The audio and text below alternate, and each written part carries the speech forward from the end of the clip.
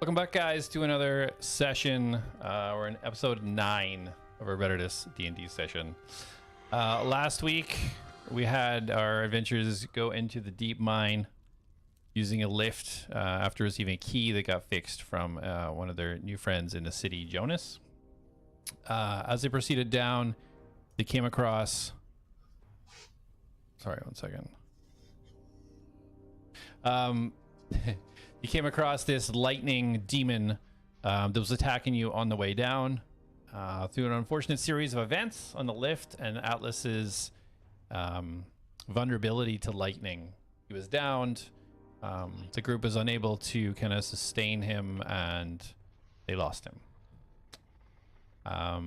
This caused separation in the group. Darius running off to try and find a way to fix him, talking to Jonas, Jack and Reen pulling Atlas's body up into the city in the hopes that there was some solution. Felix sacrificing his pet gunner, tearing it apart, trying everything he could to fix Atlas to no avail.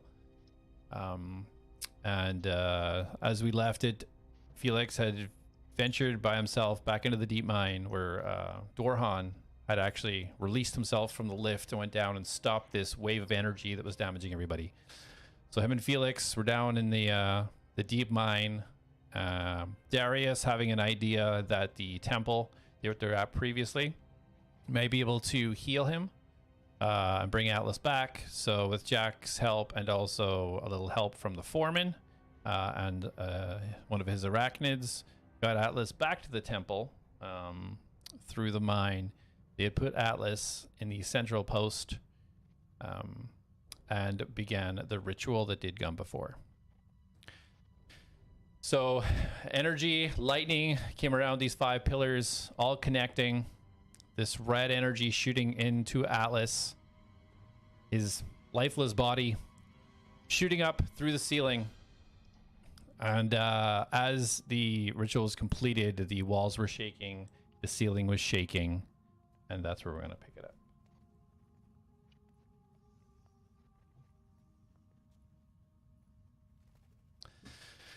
So, Darius and Jack, as you watch on, you see these beams of energy shooting into Atlas, shooting up. The rocks now are starting to fall from the ceiling. You see the walls are shaking, starting to crumble in. Rocks are falling around you. As you can see where you are from Atlas right now, you can see now that the energy is starting to turn purple. It's shooting up, and you see now the top of Atlas's head. Half of his head is now scorched and melted in from this beam of energy that is shooting up. It continues. Rocks now falling all around you. Boom, boom, boom, boom, boom, boom. You see a tear start to form. This opening and the energy that's shooting up above Atlas, where before you seen a story unfold in front of you, you now see a tear into blackness. You see purple energy orbs start to come out. 1, 2, 3, 4, 5. They're flying up, they're circling, they're shooting up now in the hole, and it's being ripped into the ceiling. You see now a red orb start to come out of this tear. Are you guys doing anything? Jack is taking a few steps back.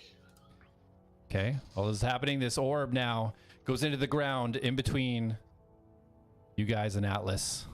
You feel the rumbling. Rocks are falling all around you now. You can hardly see Atlas from the amount of debris that is now almost covering his body. This orb that absorbed into the ground in front of you, the ground starts to rumble. You now see these huge rocks start to reach out and break the marble flooring open. You see 2 hulking shoulders start to appear as you now see this giant golem start to reach up out of the ground. I'm gonna take 2 steps back. As you go to take 2 steps back, everything freezes. Jack, you just glance over and you just see Darius standing there. His eyes turn white. Darius, everything is frozen. Rocks in midair. Energy beam static. This huge golem thing with its hands now looks like it's trying to push itself up, frozen in front of you. You now see 2 cloaked figures, one tall and one short. about 3 feet in front of you. Do they look like the ones I saw in my dream? They do. Oh boy. So am I frozen or is Darius frozen? This is happening in a second. You don't see any of this. Oh, okay. Who are you? Why are you here? You see the taller one now raise their head just a little bit. If you had more power, this would not have happened. And he reaches out his hand towards you, and you see a purple crystal. And now the smaller one raises the head just a little, and now you can see a female, blonde hair, almost a smile, and a gentle voice. The compassion and empathy that you've shown, Darius, that's what's in your heart. Follow that and make sure that this doesn't happen again. And she reaches out and she holds a green crystal in her hand.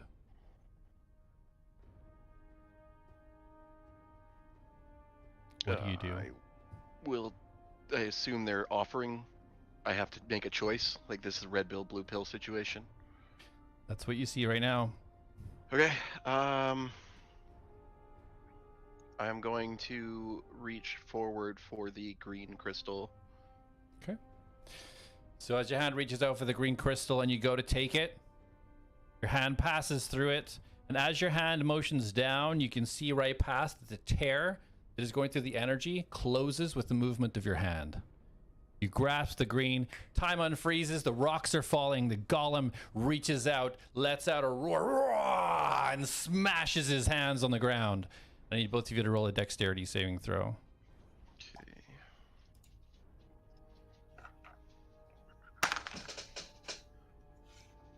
We're starting off good.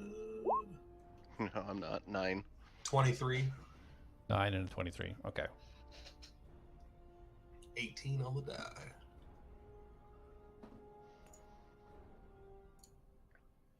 Okay, Darius, you take 15 damage. Oof. And you're knocked back 10 feet. Jack, you take 7 damage. You're also knocked back 10 feet. You guys are now pushed back basically into the entranceway where all the corpses were. This huge golem now, only half of its body is reaching out of the floor, but is about 15 feet high. As you see, rocks crumble. You can barely see Atlas's body now, his legs completely crushed from what you can see. The golem turns around, goes to grab Atlas, and the entirety of the roof collapses, and you feel both of yourselves pull backwards as 2 arachnids pull you out of the room before it completely collapses behind you. Darius screams out, Atlas! And you hear nothing and only see blackness. And we go now to Felix. Ooh. I have to find him. Where did he go? Here he is. It's not on this screen, not on this screen, not on this screen. Literally. Okay. So as we touch back with Felix, previously Felix and Dorhan had decided to take a short rest. Dorhan was trying to convince Felix to move upstairs. So Felix, if you want to roll your hit dice, if you haven't already, for your short rest. Dorhan's going to do the same thing.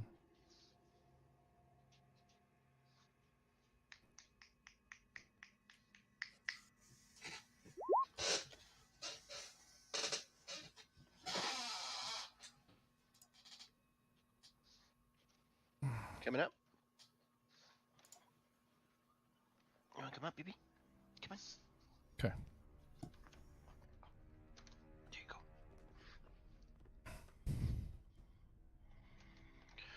Oh. So Felix, during your time of your short rest, Dorhan had kind of been scouring the area. You've seen him pick a few items up off the ground. And he reaches back to you. And Brian, I don't know if you checked, but you in your journal now, the 2 maps you found should be in there.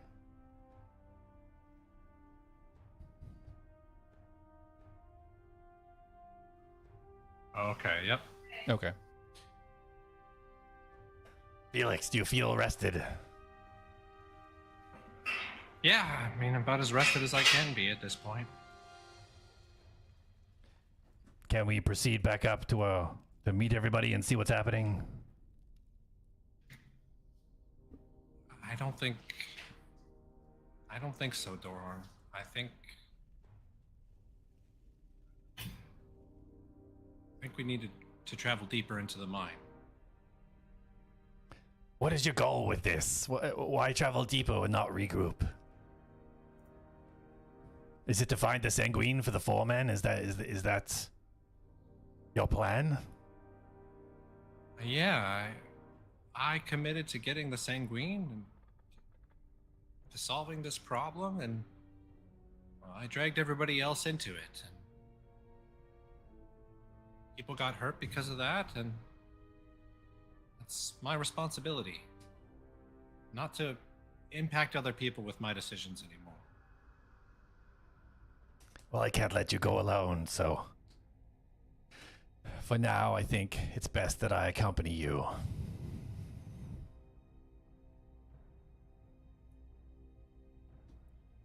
That's your choice, Thorhan, but you don't have to if you don't want to. I would understand. I don't feel like I have a choice. I took a vow, and I'm going to do everything I can to fulfill as much of that vow as I can.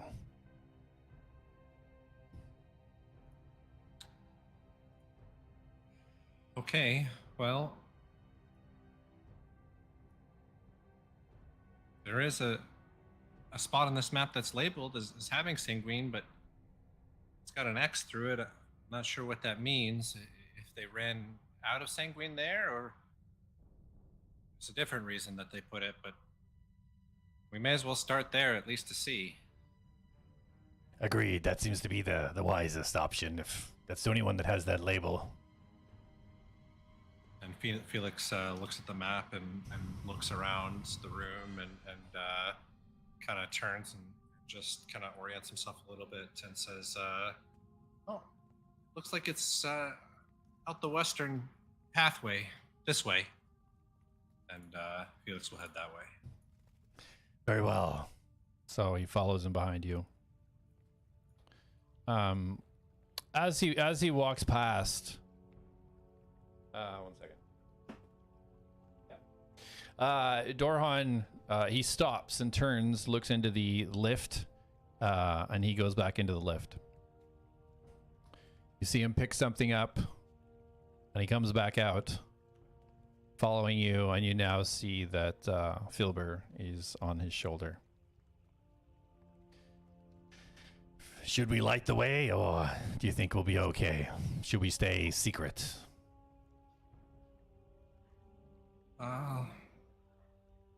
Can you see in the dark? Indeed I can. Then we might as well keep it dark for now and light it up if we need to. If this place is infested by demons, I suggest a stealthy approach would be the way to go. Move slowly. Yeah, I agree. Okay. So as you go to the exit, you see a tunnel, not quite as structured as well as here. There are some reinforcements across the wall. It is pure darkness, as far down as you can see. Based on kind of like your knowledge of the maps, it's going to be quite a journey to get to the first cavern. So if you want to roll a perception just while you're entering that area. 22. Okay, perfect. So as you go, you see some jagged rocks. You see things along the side. Nothing jumps out at you to cause any alarm while you move through very slowly, making sure to not alert anything nearby. So we're going to leave Dorhan and Felix down their path for now.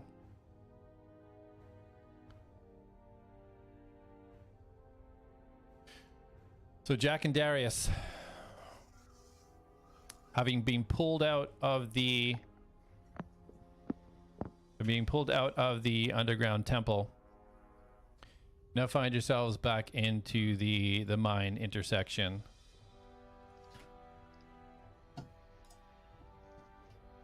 As I put you both there. There's 1 and 2.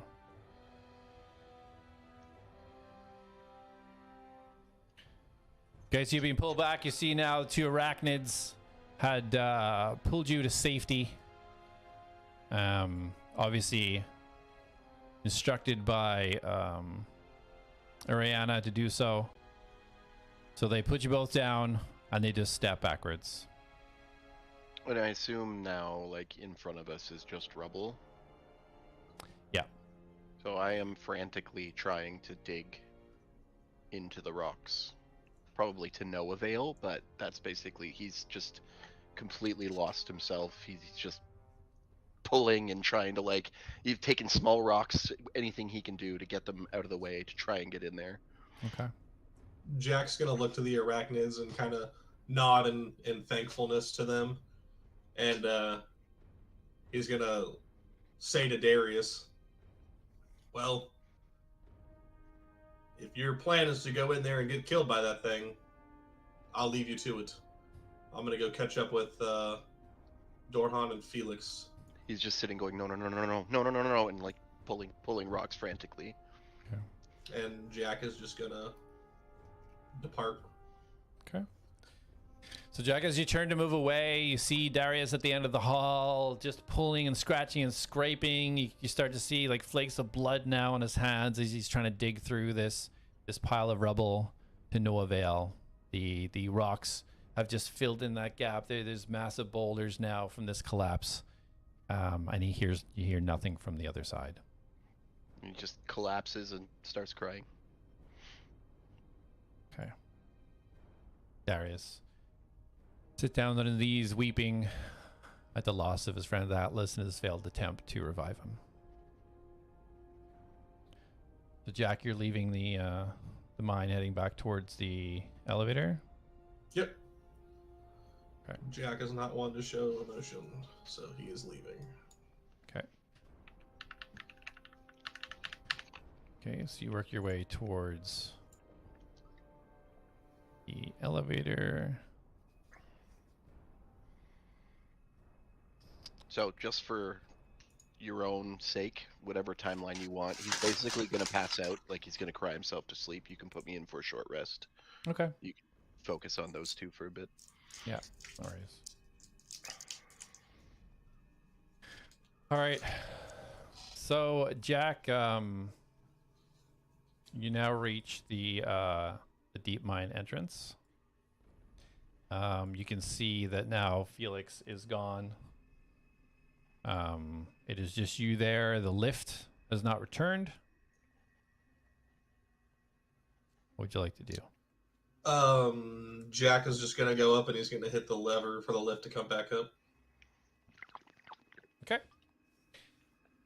So it's a lever. You hear the you hear the chains start to move and rattle, and you assume that the lift is starting to come back up to you now.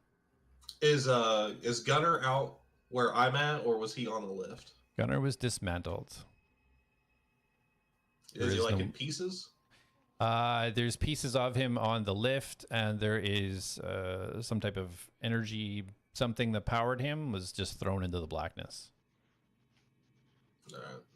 Jack's gonna gather up the pieces of Gunner he can find, and he's gonna go put them on the workbench. The lift's not there yet, right? It takes about 5 minutes to get up from your previous. So the pieces are just on the lift; they're not around the area where I'm at. Right? Yeah. He tried to repair them like back after it happened, so like about 3/4 of the way down the shaft. Okay. Jack will just post up on the wall and chill. Okay. All right, so you're waiting for that. Darius, you can go ahead and roll your hit dice if you have not already. Okay.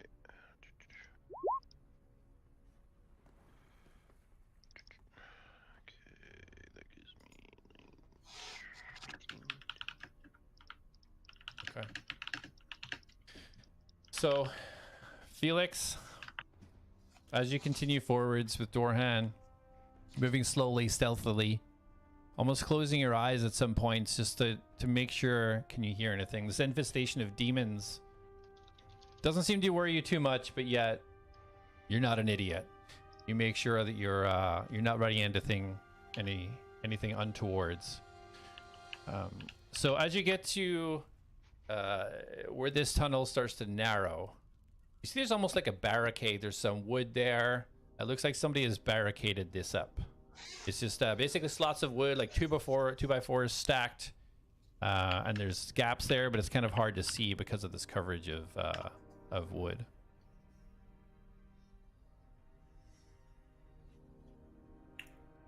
It's just like sorry, it's like a dead end, or it's on the. It looks like the hallway you were going has narrowed, Okay. and somebody has put wood and stuff up there to Okay. try and.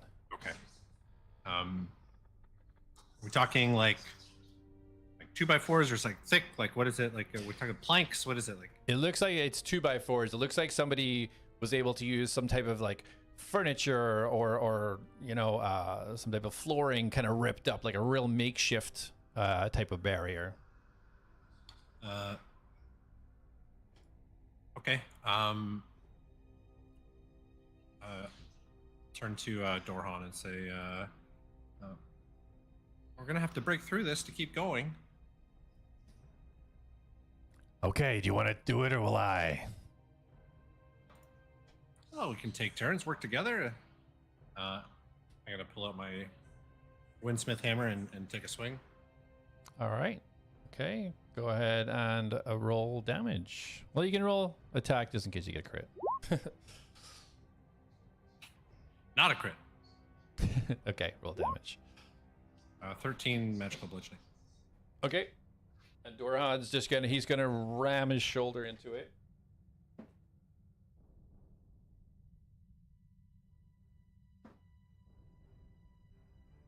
Okay, so you see with your hammer, you see one of the main planks in the middle split open. Dorhan shoving his shoulder in, pops it out. You have about a 3-foot gap here and about 2 foot in between now. Probably big enough for you to squeeze through. Probably not big enough for Dorhan though. Not yet, no. Yeah, I'll take another hit. Swing. Take another swing. Okay, so you both go ahead and push into this one more time. Exact same rolls. All right, so now you break 2 more panels of it. So now there's a bigger gap. There's about a 4.5 foot this way, and it's open at the sides now, about 2.5 foot on each side. Big enough for him to fit yet? Yeah, he could duck and get his way in there. Yeah. Yeah. Okay. So as Felix is taking his swings, he's kind of very determined. Just a determined look on his face. Everything else is kind of blocked out. Everything is purposeful right now. There's no emotion in what he's doing. It's just straight. Like I have to do this. Okay. And as he clears the space and it looks big enough, he turns to Dorhan and says, "Think you can squeeze through that?" Yes, no problem. Go ahead, I've got this. He starts kind of crunching himself down and kind of trying to push himself through. Yeah. So Felix will go through as well. Okay, perfect. Roll a perception check. 21. Okay, perfect. As you enter in now, this immediately opens out. And you can see from where you are, it looks like some sort of quarters or something. There's a table in front of you. You see some sort of room off to your right-hand side. Up to the north, you see some sort of, looks like maybe a fire pit from where you're standing. It's kind of hard to tell. Nothing's lit. And you see some racks against the wall on the left-hand side. What's at the far end? Is it a wall? Does it continue on? So if you want to move up a little bit closer. So Dorhan's going to kind of go to the right, going very slowly towards this door here. He's got his greatsword kind of raised over by this room, just inspecting it while you're over there. So as you move up further, you now see on the left-hand side, there's a wall, there's a workbench. You see what looks like an anvil and a furnace, which is somehow still burning. Some strange-looking table, and you see some bunks on the right-hand side. And as you look to the end, The end of this room looks almost identical to the room that you came in. You see that it narrows down into what would be kind of like an entrance to a caveway, but it's completely filled in with different types of debris. Okay. What do you see, Felix? Looks like it might be a dead end, Dorhan. I don't know if we're going to be able to dig through whatever kind of collapse they had over here. Even if we could, trying's probably a bad idea. Mine collapses are pretty dangerous. Yeah, it's not something I want to get stuck in. He goes up a little bit closer and just kind of starts looking around the area. Would I recognize what like the purpose of what this room might be? Is it some kind of like staging area, some ready room for what's ahead, or? Yeah, so from what you can tell, like whenever you, from your mining experience, deep enough through mining, if it was required, there would be like a staging area where there could be short rests taken by the workers, repairs to tools or fresh tools made, because immediately down where the resources are, it meant that there was less traveling up and down for anything that they needed. And then, so they'd usually have a permanent skilled smith there, who would usually live within that area and not have to leave the mine, so that they could continuously supply anything that the miners in the deepest of mines needed. So this what looks like some kind of, is this burning a fire in the middle here? So it's not lit, but you're close enough now to see it would be like a fire pit that people would like sit around. There's some benches around it, but it's not currently lit. Okay, but I perceived the furnace over here was burning. Correct. Yeah. Yeah. I'm gonna head over there and have a look. Can I peer inside? Can I see what's burning inside the furnace? Yeah, so you peek in and roll an investigation. 14. 14, okay. So as you look in, you expect to see, you know, some sort of fuel source at the bottom, but there's strange like lava or magma, and it's irradiating this intense heat. Just by you getting your face down, the heat coming out of it is more than any other type of furnace that you've felt for this type of smithing. So it seems to be a continuous burn without fuel. Okay. Does it seem, I get the idea that's probably magical in nature then? It doesn't seem to be natural. There's nothing that shows that it's magical. You don't see anything that indicates a magic to it. What about the tools and stuff around? Is there like a thick dust or, you know, or dirt coating everything? Does it look like it's been abandoned or somebody has used this recently? So it looks like it's been abandoned. There is a layer of dust on most things around you. You don't see anything that would indicate that anybody's been here in quite a while. Okay. Well, I'm intrigued by that, but this thing here is going to catch my eye to the right.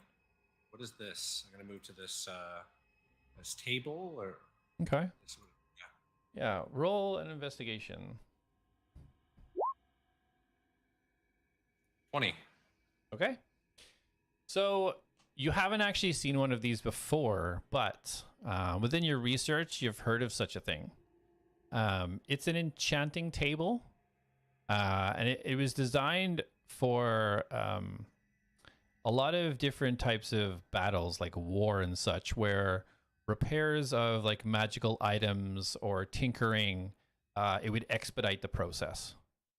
So there's certain runes inscribed in this, and it's melded in a specific way that tinkering done on this, the time it takes is exponentially reduced. Okay. Felix, could there be something dangerous in here? I haven't heard anything, but I've scoped the whole area. This is the only area that I haven't seen anything. All right. Well, we might as well just make sure there's nothing in there before we settle down, at least. I just want to secure the area before we get too comfortable here. Yeah, of course. Okay, so Doran standing the side of the door. He kind of has a great sword kind of raised up as if ready to strike. And it is a wooden rickety door, very similar to the door in the city that was broken when you guys were entering the city. It doesn't look like it's designed for heavy armor.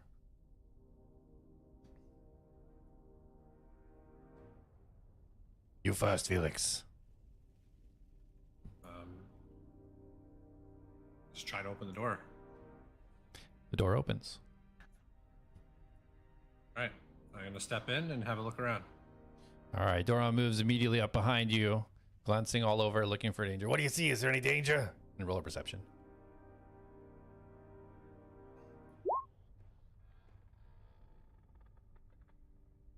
Nine.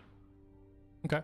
So you see a desk to your left. Looks like there's some papers on it, a bed, and in the corner, you see this strange grate, which looks like the same substance that was in the furnace, and it's just constantly glowing. It's giving off heat, and it's lighting up the room. Okay, I'll go take a look at that. Do I see any fuel source burning in this thing? No, you just see him. Almost looks like this magma or lava just slowly shifting, giving out this heat and light. Okay. I want to have a look at the base of this thing that's burning. Is it? Does it seem that it goes below the floorboards? Is it like a hole into the ground with lava, or is something? Is this lava-like substance inside this container? Okay. From what you can tell, this kind of small stone structure that it's in, it looks to go down below the floorboards. It doesn't look like this is a small container holding this. It looks like it's this is brought up from above, from below, not above. Okay. All right, so I'll turn to Dorhan and say, "Oh, it looks like it's all clear, Dorhan. Nothing in here to worry about." Okay, good. Glad it's safe at least. What do you want to do here? Well, found an interesting table over here. Up outside here, I think I can use this to make something. What are you trying to make? Something out of this, and Felix is gonna turn his pack over and dump it, and it's not all of the dismantled pieces of gunner, but it's like, we'll say, about a third of the pieces that he collected that he could carry with him. Okay. Among some other scraps that he gathered up in the previous room where the bottom of the lift was. And Felix says, I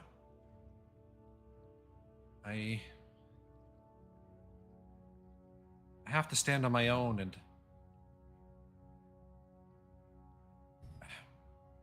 I need something for that.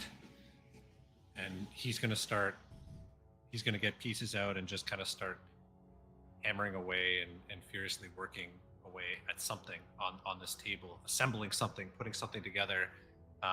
He removes his gauntlets, his scale mail. He's just hammering away at pieces, inscribing runes, working away. Okay.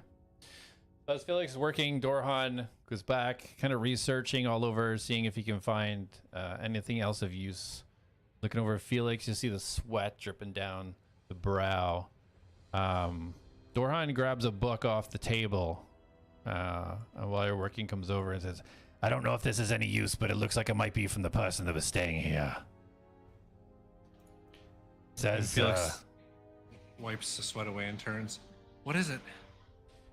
I don't understand this. I'm not much of a smith myself, but it looks like some sort of diagrams, and he hands you this diary. Yeah, I'll stop working and have a look at it. Is there anything I can help you with while you're doing what you're doing.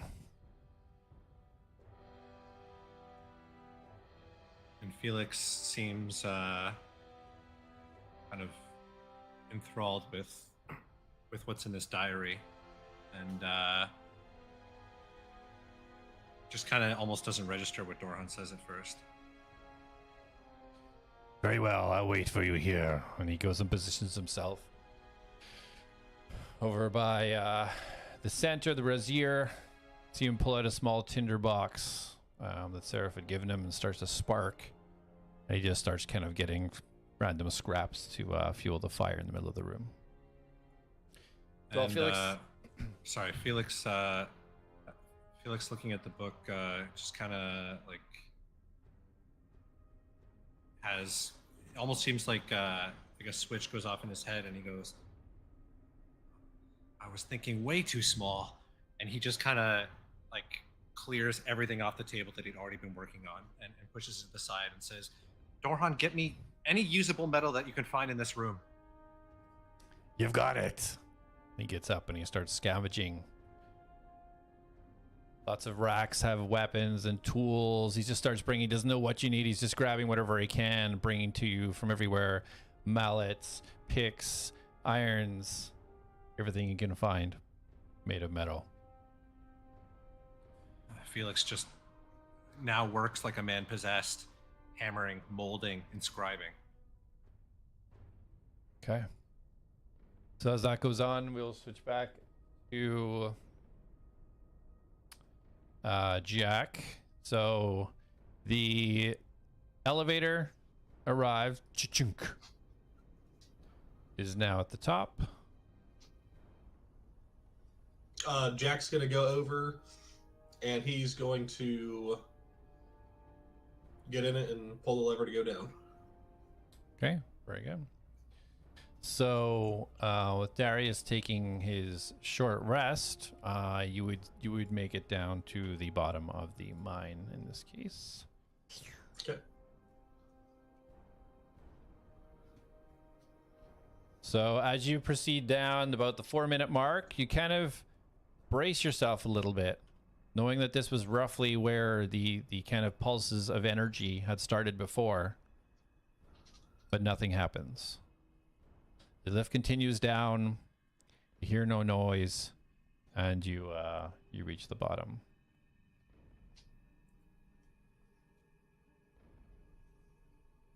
Which I will put you in. And roll a perception.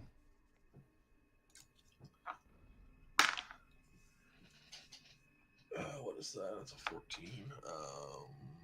18. Okay. So as you land, you see now you're in a large, dark room. With your night vision, you can see that there's like kind of boulders and rocks. You see a mechanism to the side of the lift that actions it to go back up as it mirrors what was above. You see kind of a wooden area with some tables and stuff laid out on it. Jack is going to try to find signs of which direction everyone went. Okay, roll a survival. Okay, I have a decent survival. 14. Okay. So you kind of see some markings, but with no light in here and just dark vision, it's kind of hard to make out exactly what you're looking at, whether it's just indentations from rocks falling or footprints, or it's hard to see in just tones of black and white.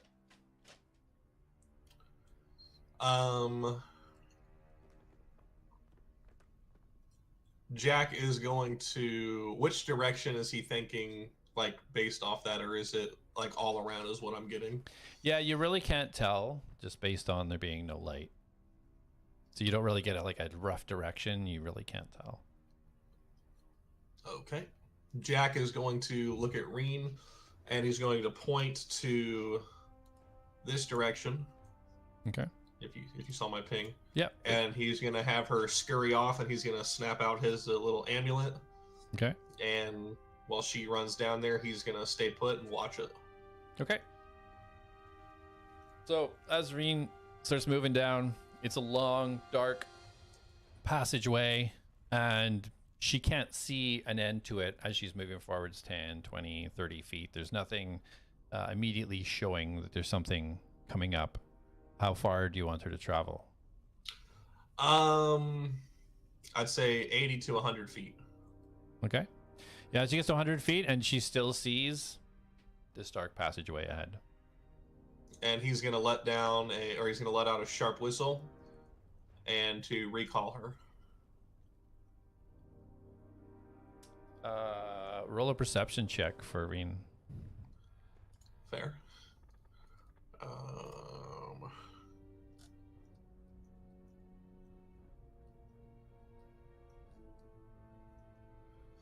I'm reading where it's at. 1 second.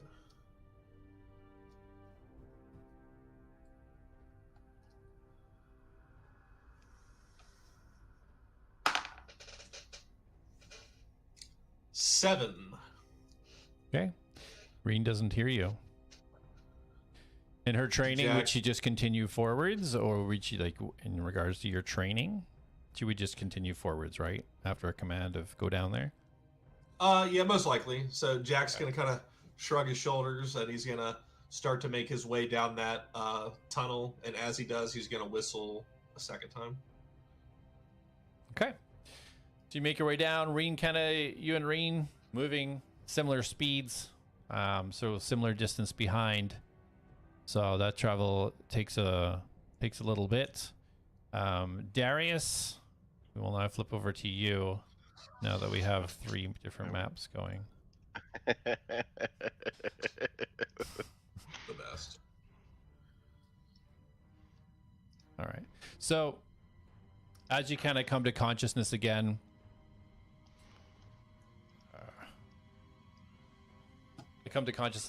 you see your back is leaning up against the rocks behind you.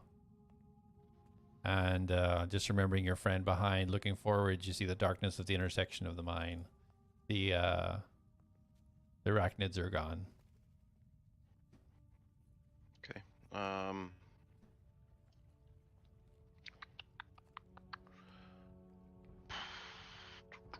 Okay, I'm gonna head to the elevator. Okay.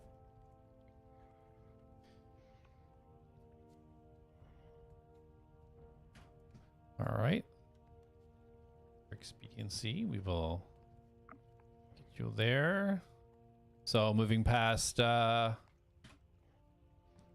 Minikin's area, moving into the elevator area, you arrive now to see no lift is there. Actually, I'm gonna go, and again, you don't have to switch screens for me. On the way to the elevator, I would actually stop into Minikin and just basically inform him that Atlas has died. And then I'll basically just say, I think we're heading down into the mine, and ask him if there's anything we should look out for. Remembering that he said if we could go down there and clear things out.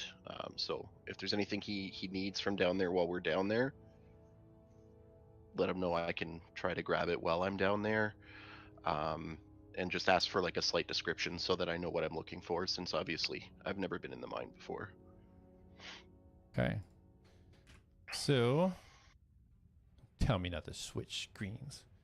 I was just trying to make it easier for you. No, I get it. It's all good though. So, as you enter the room, Minikin up and down. Oh, you're back! How did it go?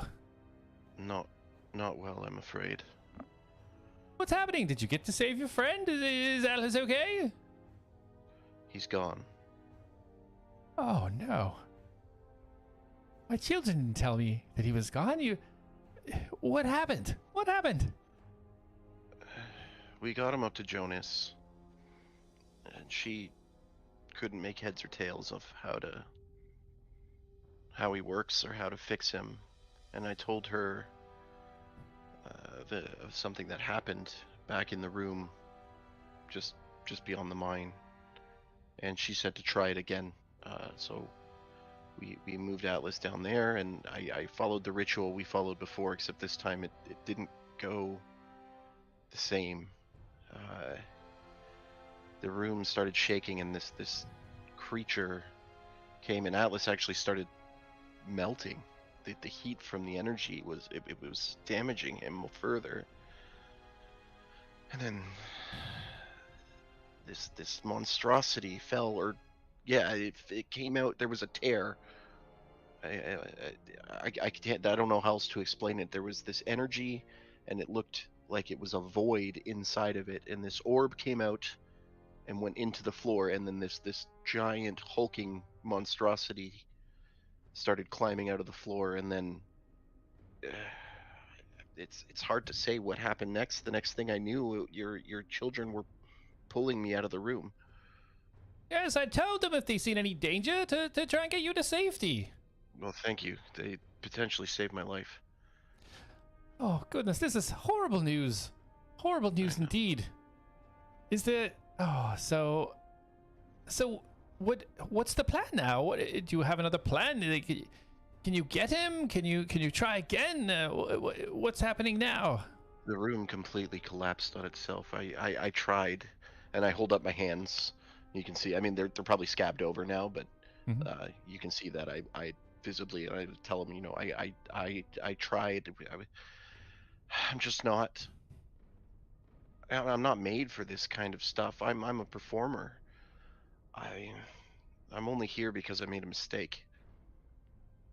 Oh, when you came here, you told me that you did some type of strange magic, and a statue dissolved into nothing, and then you went down into some sort of temple, and you did some magic there, which created some type of healing, and now you did some more magic, and something happened, and rocks came, and a monster came. Son, Yeah. It seems to me you're a bit more than a musician. There's something else there, I think. Don't count yourself short. Thank you. If I was something more, I would have been able to save him. Well, we can't live in regrets. All we can do is make sure that the day today and the day tomorrow we do better. That's all we right. can do. Moving forward, I will do more to save the people that are around me and protect them. Which is why I need to get down there, because I don't know what they're doing, and I said some pretty horrible things to Felix. I need to go make sure that he's okay. And Jack is fine, always. I don't know if anything could mess that guy up. Well, except for weird dog people. Did you Getting off point. weird dog people? I don't know what is that. Anyways, so is Jonas okay? Because I knew that she was quite a gentle person when I seen her. If she gets attached, is she okay with everything that happened? Honestly, she's hard to read in terms of emotion. She did seem genuinely concerned for Atlas, and I will fill her in when I get the chance. I want to go and make sure that the other two are okay. I don't want to leave them down there, especially if it's full of all the monsters as you said it was. Especially if the thing we ran into wasn't even the tip of the iceberg, so to speak. Very well. Well, I'm a little bit concerned if they went down not at full strength with the full group of you all. Oh dear indeed. Okay, well, if there's anything I can do up here, let me know, of course. Yeah. So, and then looking about, because I mean he's got this hoard of treasure. I'm like, do you have anything that might be able to help restore our strength? Yes, I might have one or two things. And he raises his hand. You kind of see him kind of move his hand a few back and forth a little bit. And you see one of the arachnids drop down from the west wall. Kind of rummage through. And come over, and it drops 2 healing potions right beside you. Thank you. I appreciate that. Oh, that actually reminds me, and I stick my hand into the infinity bag and pull out the rod. And I say, I found this in a chest. Any idea what this is? How on earth did you get that? That was it in was the chest for emergencies. How did you even get in there? Well, there was a fight, and things got a little out of hand. There was a bit of damage in the area. A bit of damage? That's a very secure chest. Very valuable, you know. Almost more valuable than the rod that was in it. I apologize. It might have been my fault. I was casting some stronger spells trying to hit multiple people, and I may have also hit the chest. I'm sorry.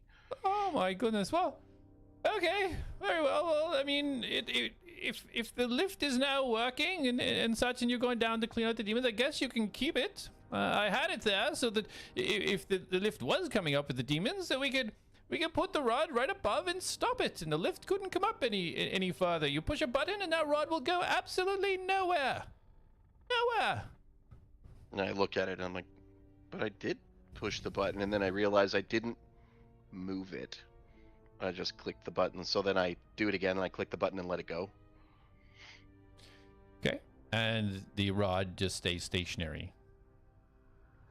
Well, that's kind of cool. And I grab it. How do I make it move again? Hit the button again. And I click the button again. And it moves freely in your hand yet again. Thank you.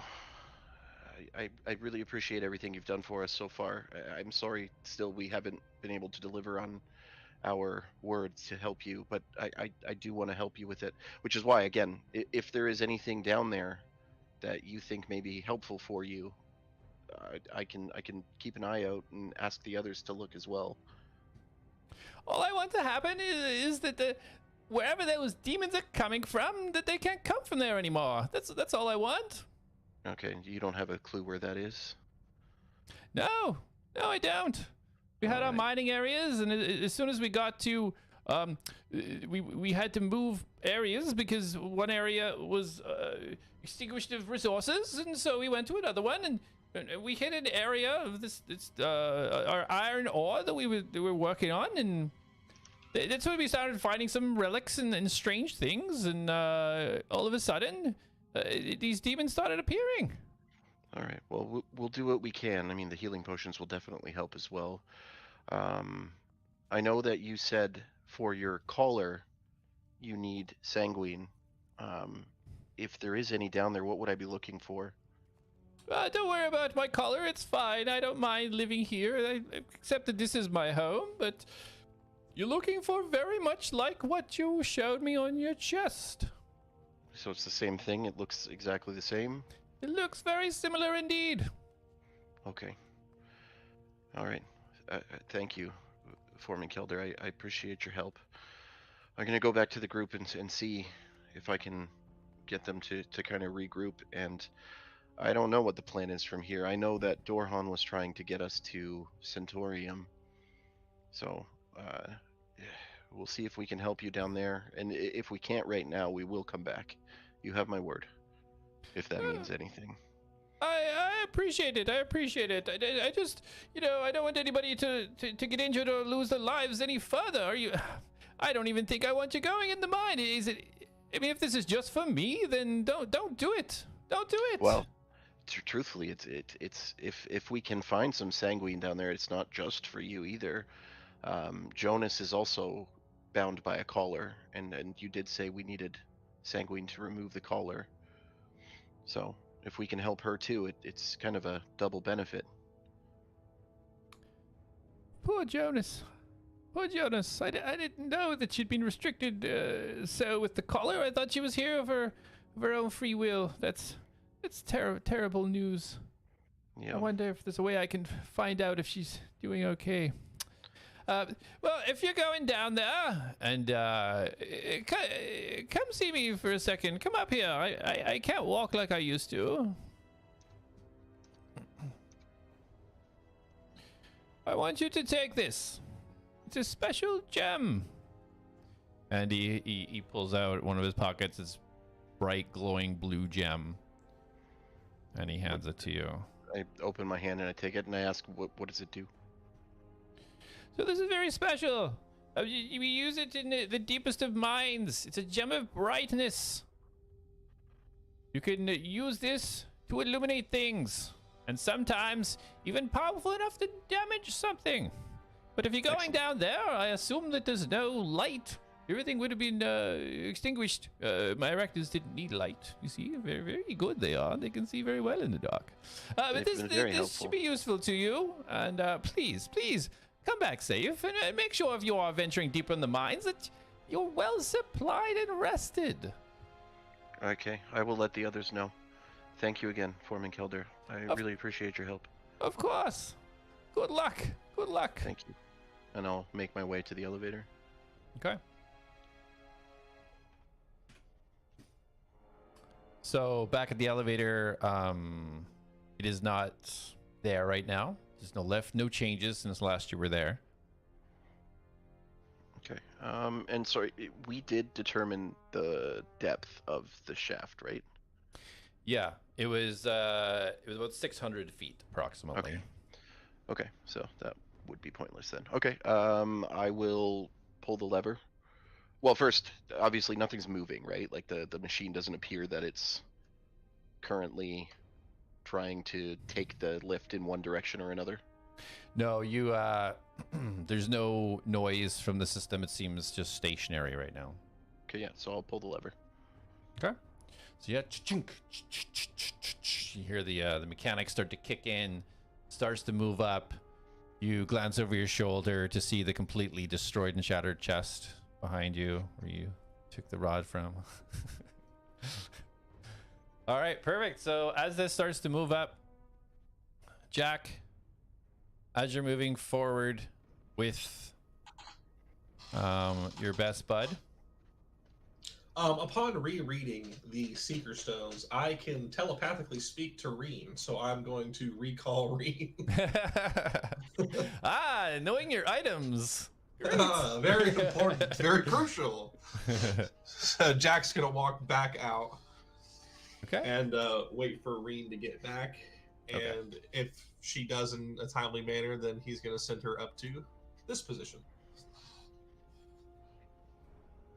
Okay, perfect. Yeah, so it doesn't take very long for Reen, and she starts to kind of up the pace a little bit, coming back to you. Yeah, she comes back out from that west exit. And then telepathically, I'll say, "All right, go up this path, and let me know if you see, or I'll be looking, but let me know if you see anything." Sorry, which path? The north one on the left side. Okay. Okay, roll a perception. She did a great job on her last roll. She did a lot better on this one. She rolled a 19, so 23. Okay. So as she starts to move through this tunnel, it's very, very similar to the structure of the tunnel that she went when she went through the west section. It's extremely dark. It looks pretty structured though. You can tell there's supports along the side. And you can tell again, this one goes on for quite a while. She goes 50, 60, 80, 100 feet with nothing changing as of yet.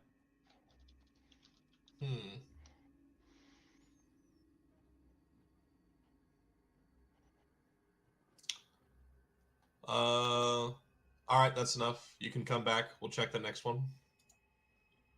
Okay. She starts to kind of like hop on back, working her way towards you. And she comes out quite happily back into the main room again.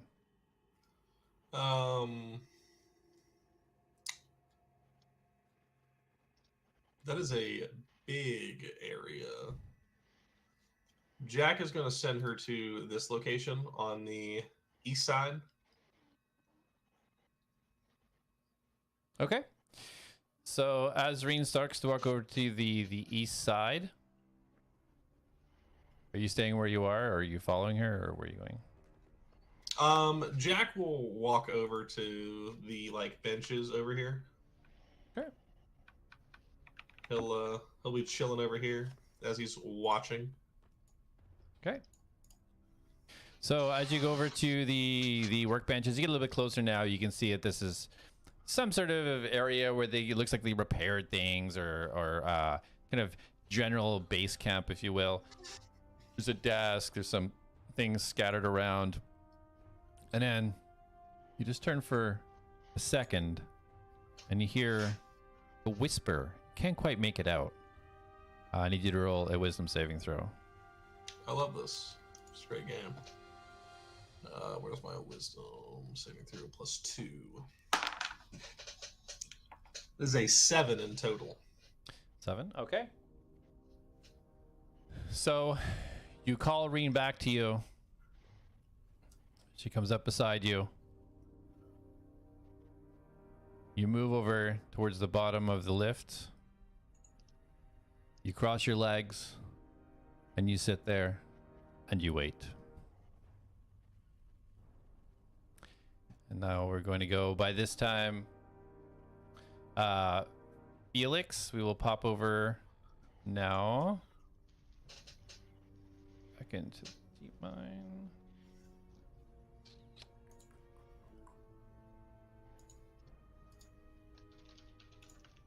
All right, so you're back. Felix has been working hard now, but an hour has gone by, toiling with whatever you're working on.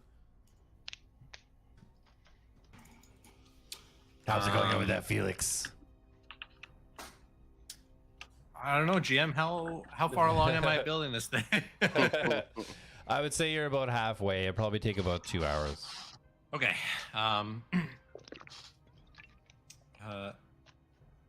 Felix will say, just kind of wipe sweat away again and take a breath and say, I think you can take a rest, Dorhan. I think I have everything I need. It's just a matter of putting it all together now.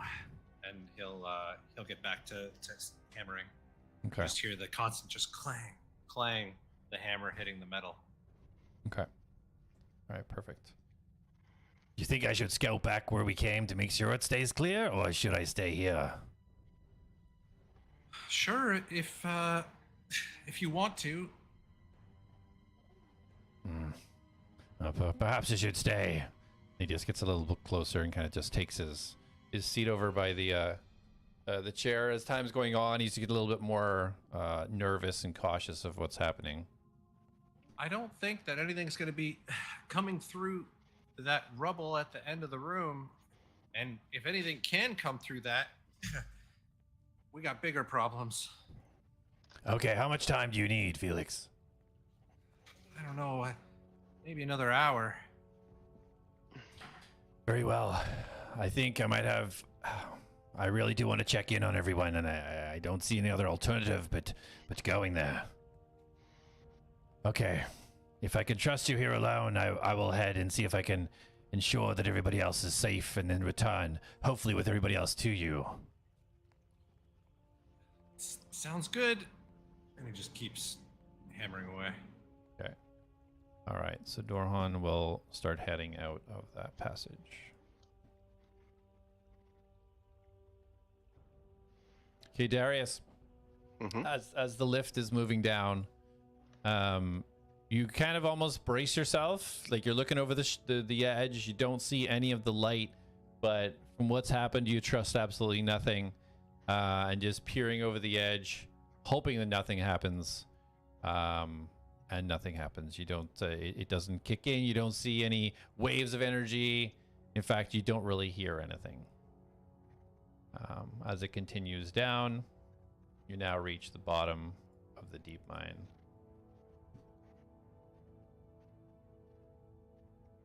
Which is there. Oh. You need Wait, is Jack actually here? Yep. So as you arrive at the bottom, you see that Jack is just sitting cross-legged facing away, with Reen beside him. And I need you to roll initiative. What? Also, Jack, you're rolling initiative. I can't click on my character. Yeah, I gotta edit that right now. I get to roll initiative? Yeah, you're both rolling initiative, yeah. I get to fight him. Oh, this is not gonna go well. 23. All right, let me get your turn orders up.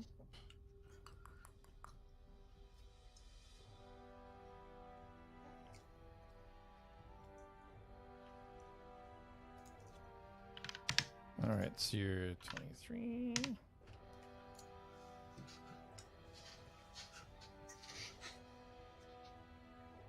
Yeah, I don't know why I can't give you access to your token. Control. If you just want to remove it, I can drag myself there. There we go. I got it. Yeah, that worked. Okay. All right, so as you move in, Darius, you come up and roll for attack, Jack, with the 23. Is this just like blind? I'm fighting him. Don't care. Not gonna try to resist anything. All you know is you're attacking Darius. Okay. Jack is going to go ahead and take a step backwards, and he's going to snap his crossbow up with from his wrist, and he's going to let a bolt fly. What are you doing? As Reen also intervenes with a reaction. Okay. Does an 18 hit? Oh, yes. I figured. Just. Barely. That is 8 points of piercing damage, followed by 4 points of lightning damage. Okay. And then Jack is going to give the command for Reen to run in and bite him. Okay. And she's going to get right up in his face and take a swing at him.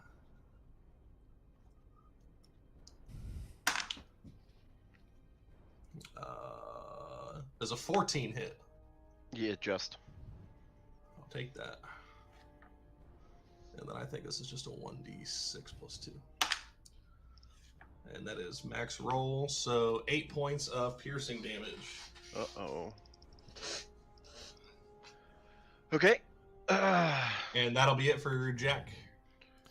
All right, yeah, Okay. Darius, you just land. You just see him spin around. He leaps back, pulls, shoots. Rena attaches onto that, bites you. You have no idea what's happening right now.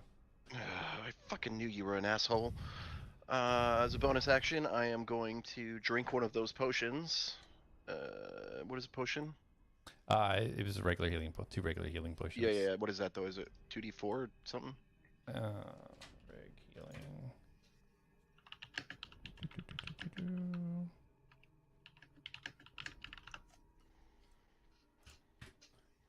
I'm blaming whatever whispered in my ear.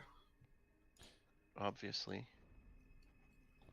Potion of healing. It is 2d4 plus 2.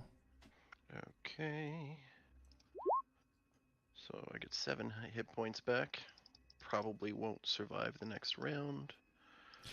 Okay.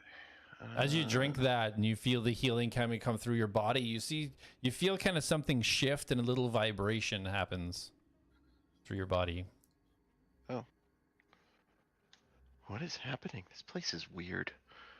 Okay, I am going to just in hopes that this fucking works, because I have no idea where anyone else is.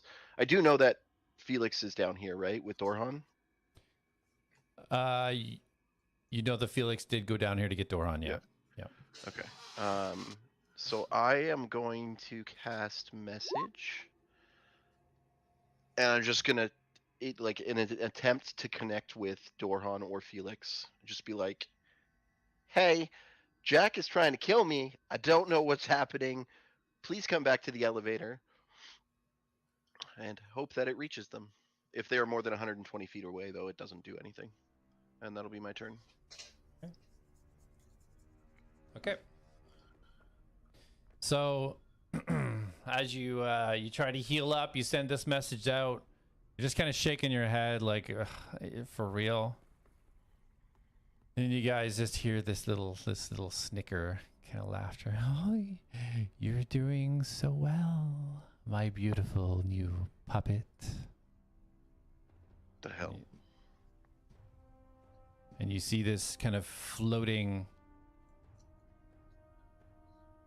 beautiful looking female that has horns very light wings coming out the back. Would I know what it is? Roll a history. A 6. Oh, the School of Lore. You do not. You just know that it looks very alluring. Is she bad? So she is going to fly. And you see her fly north of the cavern, and then you just see her kind of raise her hand for a second, and she just blinks out of existence. Oh man.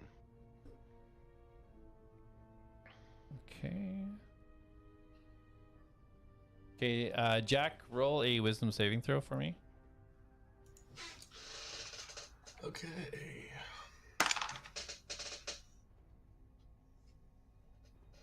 It would be an 18. 18? Okay. So as you get ready for your next attack against Darius, something just clicks. It doesn't feel right. You just grin your teeth and you clench your fist and and you just break free, and all of a sudden now you see you see your friend in front of you. You see him mortally wounded. You see Reen hanging on to his leg with her teeth. Jack's gonna come to and be like, "Rain, come back, Darius. What's going on?" You tell me, jackass. I don't know. I just came to. I don't know what happened. I was You just tried looking... to kill me. That's what happened. I literally got down here on the elevator, and you attacked me. So I didn't No. even say anything to you. Rain and I were looking down the paths. You're still in initiative, so you have an Okay. action, Jack, to Ooh. use. We can't have our debrief yet. Okay, no debrief. Jack is going to... he's going to recall Reen to his side. Okay. And then he's going to Oh, look... He's going to Attack try of opportunity. Attack, yeah, he wanted to. He is going to try to look at what's going on. Okay. So yeah, you just see basically, Darius is just looking bloodied. You look around, you don't see anything nearby. Last thing you remember was that you were walking over behind Reen to check out the Eastern Passage. Yeah. All right, that'll be it for us. Okay. Darius, you're up. Okay. Can Reen track sense? Sense? Yeah, like smell. Yeah, she's... Only dollars. I believe she can. I'm sure she can track. Cause so I know you did a survival check. Did you have Reen try to pick up their scent to see which way they went? You don't know that. I know. I'm saying me as the player, not Darius. That's metagaming. So he's asking him, like, can Reen track sense? That's basically what Darius has said. You're just trying to clarify what you mean. Yeah. Yes, she can. So why don't you see if she can find Felix or Dorhan? What's your action, Darius? That's it. You're just speaking. Okay. Yeah. Our I'm not gonna combats attack are a him. little talkative. Yeah, I'm not going to attack him, and I have zero way of revealing her. Okay. I don't So think- you hold end your turn. Yeah, no, I don't. Yeah, that's my turn. Okay. Ooh, actually, hold on. Never mind. I'll wait till it's my turn. It is your turn, unless she's No. going to go. It is not. See her rematerialize now. Look of disgust in her face now that her puppet has disobeyed her. She's gonna fly about 20 foot in the air. She holds steady here, and Darius roll a wisdom saving throw. Oh, this is not going to go well. 16?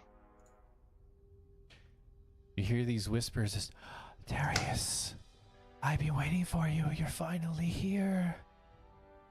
And you start to think about everything that's happened, who you were before, how this would have just pulled you in instantly, and you just shake it off. You're not this time! And you resist her spell. Vile temptress. Okay, and that's her turn. Jack, you're up. Excellent. If she does disappear again, I have primeval awareness. I can use an action and I can locate stuff within 6 miles of me. That is demoned and stuff like that. Yep. Okay, Jack is going to turn his attention and he is going to take a step towards her, and he's going to just pull his crossbow up and release a bolt with a reaction from Reen to enchant it with lightning. Okay. Roll for each sack. 23 to hit. 23 hits. Terrible rolls. Oh my goodness. 6 points of piercing damage with 1 point of lightning damage. Okay. All right. So the arrow flies towards her, just catches her kind of on the tip of her wing. She just kind of winces off a little bit, and she just gives a smile. Naughty. And then, as a bonus action, I am going to cast Hail of Thorns. So Okay. on my next turn, I will get an extra 1d10 of damage. And Okay. that'll be it for me. Sounds good. Darius, you're up. All right, I will move. Hold on. 3, 4. How many thingies do I get? I think, yeah, okay. 5, 6. So first I'm gonna say to Jack, try to restrain her in case she tries to disappear again. And then I'm gonna turn to her and I've been like, I've been seduced by many women, but none as fumbly as you. And I'm going to cast Vicious Mockery.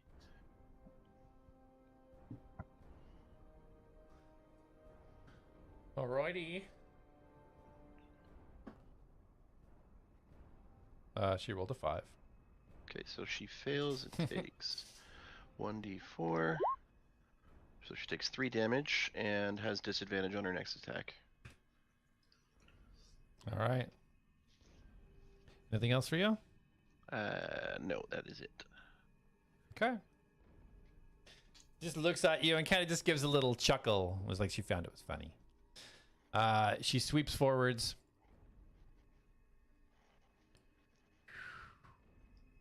To the last person that insulted her.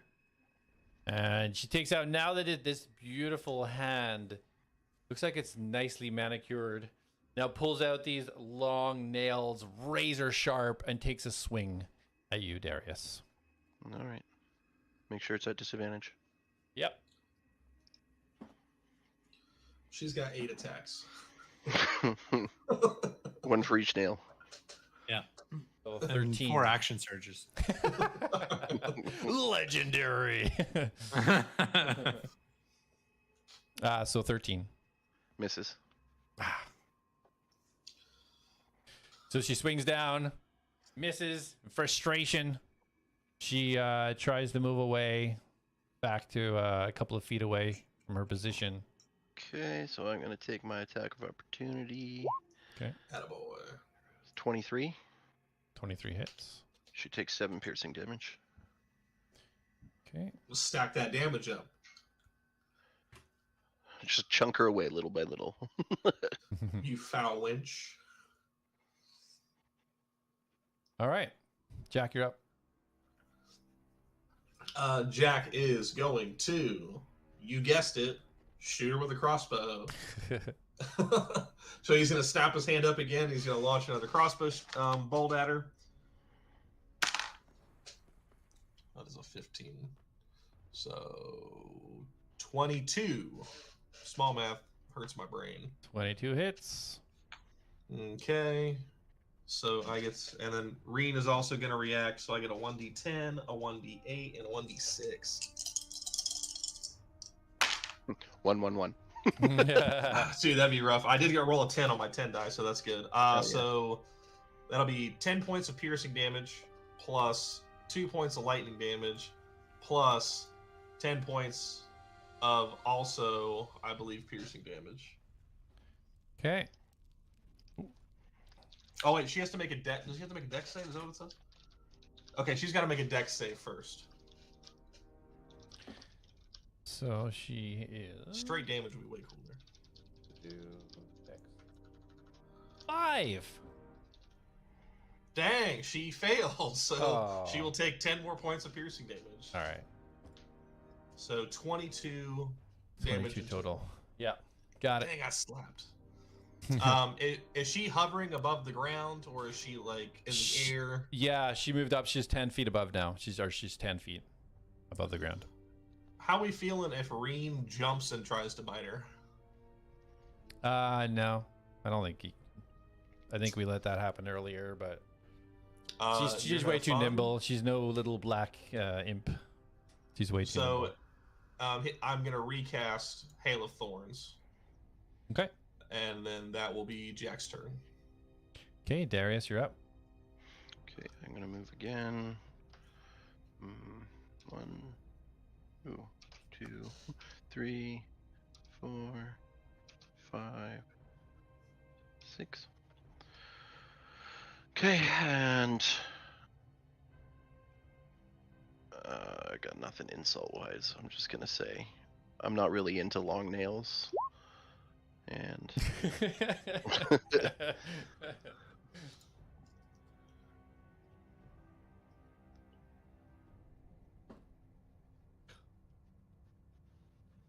7. that does not save, so we will do another d4. Takes 4 damage, hell yeah. Okay. And disadvantage on attacks. All right. She's now looking so flustered. The wings are kind of still flapping, hovering her in space. She's looking around at her opportunity, and she's just next time. And you just see her close her her wings, and she disappears in front of you. Can I use? Are we out of combat? Nope. Okay, I want to use my primeval awareness, and I want to locate her and shoot her in the butt.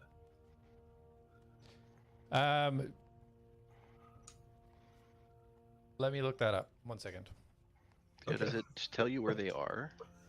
It says as an action I can magically. Oh wait, no, that's my that's my Drake companion.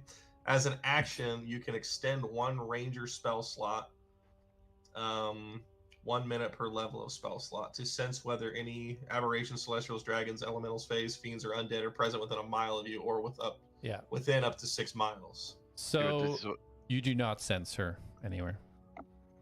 Oh, okay. Well, she. Okay. Well. And you said we're still in combat? Yeah. Oh.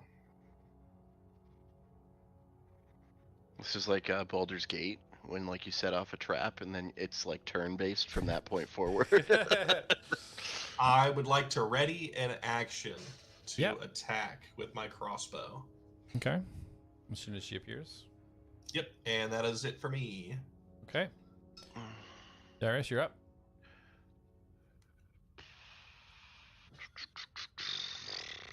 Totally realized I ignored Darius and did not try to restrain her. Yeah. Yeah. Notice how she got away. My Get that bad. grapple for a reason, man. To climb trees. I am also gonna ready Fish's Mockery for if she reappears. Okay. All right. You guys wait. 1 minute goes by. She does not appear. And you're Okay, out of combat for now. Okay, I was gonna say we better be able to combat. That's 10 rounds. What a bomb. Poised at the ready. So as this minute kind of comes to an end, you see Dorhan just slowly walking from the western area. As I find his token.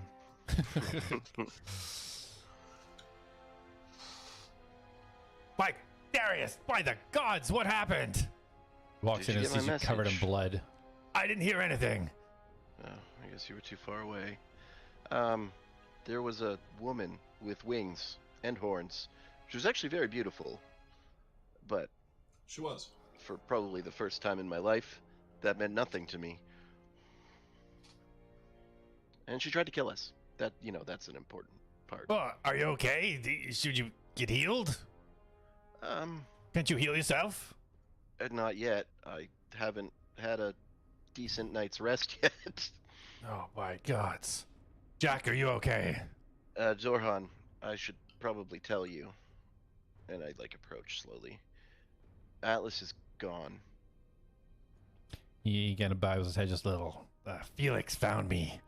He told me. Is it true though? Is there no way to fix him? I don't know. You remember that energy that gave you your leg back? Yes, of course. I thought maybe that could bring him back. So Jack and I took him there with the help of Minikin's children. I reactivated the ritual, but it was different this time. The room ended up collapsing, and there was a golem of some sort. Is it possible you did the ritual wrong? Is it possible? Could you try it again, perhaps, and bring him back? The room is gone, and Atlas was in the middle of it. It completely collapsed on itself. I couldn't get in there. And something big spawned in, made of rock, and it hit us and knocked us back anyway. Dorhan, how much do you know about our world, or beyond it? Well, I'm highly trained in what we may come across within the islands, as that's our main focus from my section of the military. I know some basics, obviously, of the mainland, but our focus was always of the islands. So, when I activated the ritual, it activated as it did, but then the whole room started shaking. And now when we did it before, there was this display that showed us what looked like a map of our world. But this time there was no map. The energy just shot through Atlas. We had him in the central pillar, and it changed color. Atlas started melting, and then it was almost as if there was a hole ripped in the space that was there. That's where that creature came from. A space? Well, what did it look like? What do you mean by a space? Well, it looked like nothing.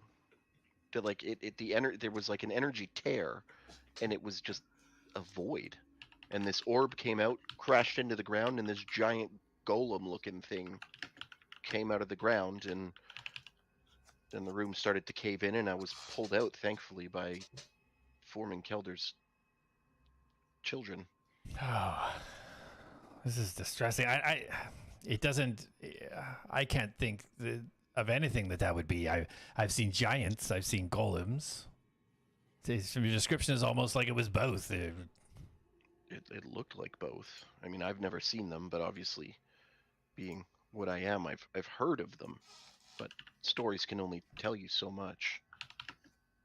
I think we need to refocus. I think we need to regroup, and we need to figure out what the hell is going on and how we get out of here. Speaking of regrouping, where is Felix? Felix found something. We found some sort of area that it looked like it was some blacksmith or something was there, and he was taking parts of gunna, and he was working on something. He sees it just seems a safe area. We checked everything, and he said that he needed maybe a little bit more time just to finish whatever he was working on. So I came back to hopefully find everybody else and make sure everybody else was okay. Well, you've found most of us, sadly. One of us is gone. And Gunner's tore apart in the elevator. No, Felix is using parts of Gunner to build whatever it is he's building. Perhaps another pet. I'm not sure. He didn't say. Well, maybe we should go. If you said it's a safe area, maybe we can rest there. I don't know I what. doubt it's safe, especially with whatever that was flying around. Well, I mean, unless we're leaving, which I don't know what Felix's state of mind is currently. Ultimately, I would like us to get together, go back to the safety of the city, regroup, and make a plan of attack. Attack? What are we attacking? Just a plan, something right now. We're just shooting into the dark. But you're not going to do that, are you? You're going to ask Felix what he wants to do. He's told us what he wants to do. And then you're going to say yes. So you can be our trained special bodyguard, but you're just following the one person you felt is a designated leader. So we're never going to get there. Darius is standing there kind of like, who the fuck is this guy? Yeah. So you can sit here and preach to me about leaving, but when you're actually ready to get up in the elevator and leave, and or force us to do that, let me know. And Jack's going to go, you came from this direction, and he's going to start walking that way. So as you walk up, Dorhan comes right up to you, like chest to chest. He's like, I wouldn't expect you to understand anything like chain of command or working with your fellow fighters towards a combined goal. And he just shoves you with his shoulder.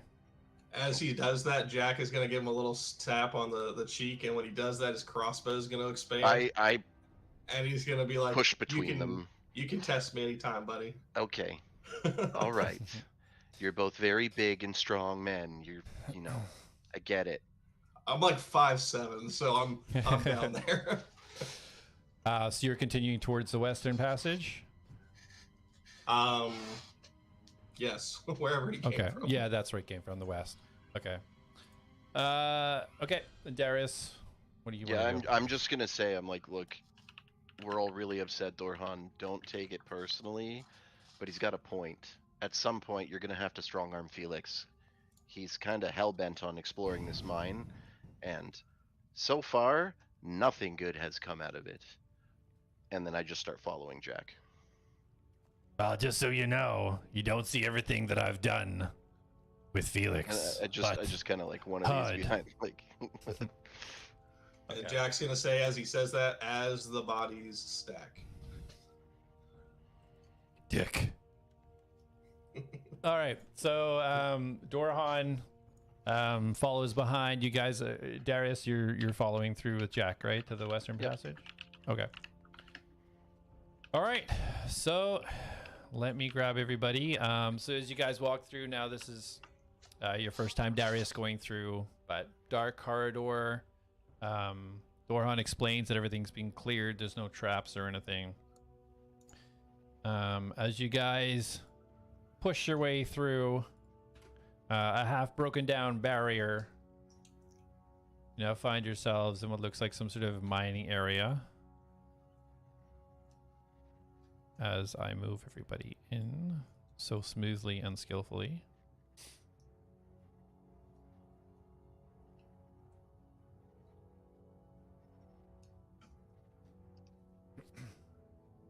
Ooh, Felix, I found everyone.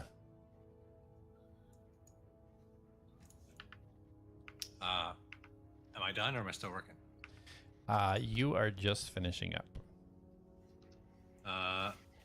Felix, you see Felix standing at this arcane table. A runic glow coming from the table, his back to everybody. He stands kind of breathing heavily, exhausted. He, holding his warhammer in his hand, he finally lowers it to his side and drops it. And he wipes sweat away from his forehead again and nods his head and says, without turning, well, it's good that you guys are okay. They said that they tried to fix Atlas. They brought the body somewhere, but it didn't I put my seem to hand work. up, like, I got this. So I approach him, and I kneel down. So like I'm eye height with him, and I put my hand on his shoulder, and I said, "Look, I know I said some shitty things to you back there, and I'm sorry. It's not your fault. You couldn't have predicted what happened. Don't try to carry that on yourself. Clearly nothing we could have done would have brought him back. I tried. I even took him back to that room where we saw that energy in the map of the world, and it only made things worse."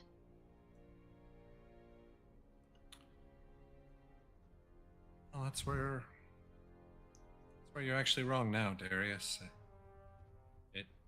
It was my fault. All this was. I could have foreseen it because everything that I do, everything I try to do, always ends terribly. It's always a mistake. There's something you guys should all know, which is that I wasn't selected by my island to come here because I was brilliant or because I could bring great prosperity back to my land. My island doesn't care about this tournament. They found their own way to prosper and survive. They sent me to be rid of me. They sent me because my own father was sick of my innovations and attempts to help from just setting everything back and causing problems. They'd finally had enough, and they sent me away so that I couldn't screw everything up anymore. I thought this was a chance to start over, you know, to do things better this time, but it's all falling apart again, just like before. And I chuckle at him. "Oh, is that all? Believe me, you're not the only one who's been sent here because of their misdoings. And I'm not gonna get into, at least not right now, but I was not sent here as a hero. I was sent here to die. It was an execution without being public. Now that said, you screwed up. People screw up. I am a living proof of that. I am a walking screw up. But you have saved my life since we've gotten here at least 3 times. So, just because you make mistakes doesn't mean that you don't also make the right decisions. Learn from your mistakes and grow from them.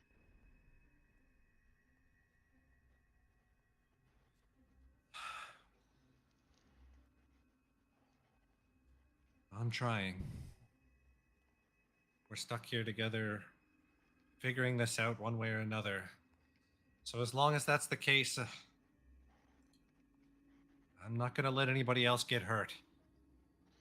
And Felix kind of takes a step away from the table, and you see now there's these scattered pieces of what look like armor that have runes inscribed on them.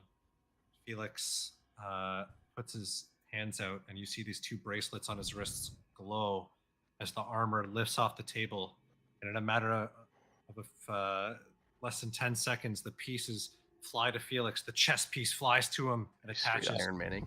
The gauntlets fly to his hands and attach. The greaves, everything surrounds him as his cloak billows out from the back, and he pulls his hood up as this new rune-inscribed black armor attaches itself to Felix's body. Drippy. As that's happening, Jack's gonna kind of be like rubbing his face down in kind of like annoyance, and he's gonna go, "I'm stuck here with a bunch of misfits and mess ups because you guys all got kicked off your islands because you guys are dumb. I get sent here because I'm supposed to be capable, and now I feel like I was sent here to die. But you have proven yourself capable in moments of altercation, and that's the only thing I need to see out of you. But if you're still gonna lead us, Felix, I want you to listen to us as a group from now on, and not just trek off on your own. Can you promise me that? Because I've seen you fight, and if you are willing to listen to the people that are beneath you, I will follow you. Yeah, well, we're in this together. It's time to figure out what our next move is. And, Maybe we shouldn't look at it as beneath. Maybe we should look at each other as a team. Well, then let's decide as a team where to go. Dorhan kind of walks over with a smile towards Felix, kind of looking the armor up and down, kind of touches the plating of it and gives a smile. It's like, this is a little bit more of the Felix that I like to see. A little bit more of a step in the right direction. Not letting anybody else get hurt. I can get behind that.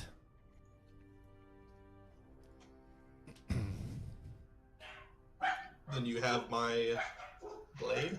You have my bow. You have my bow. And my loot?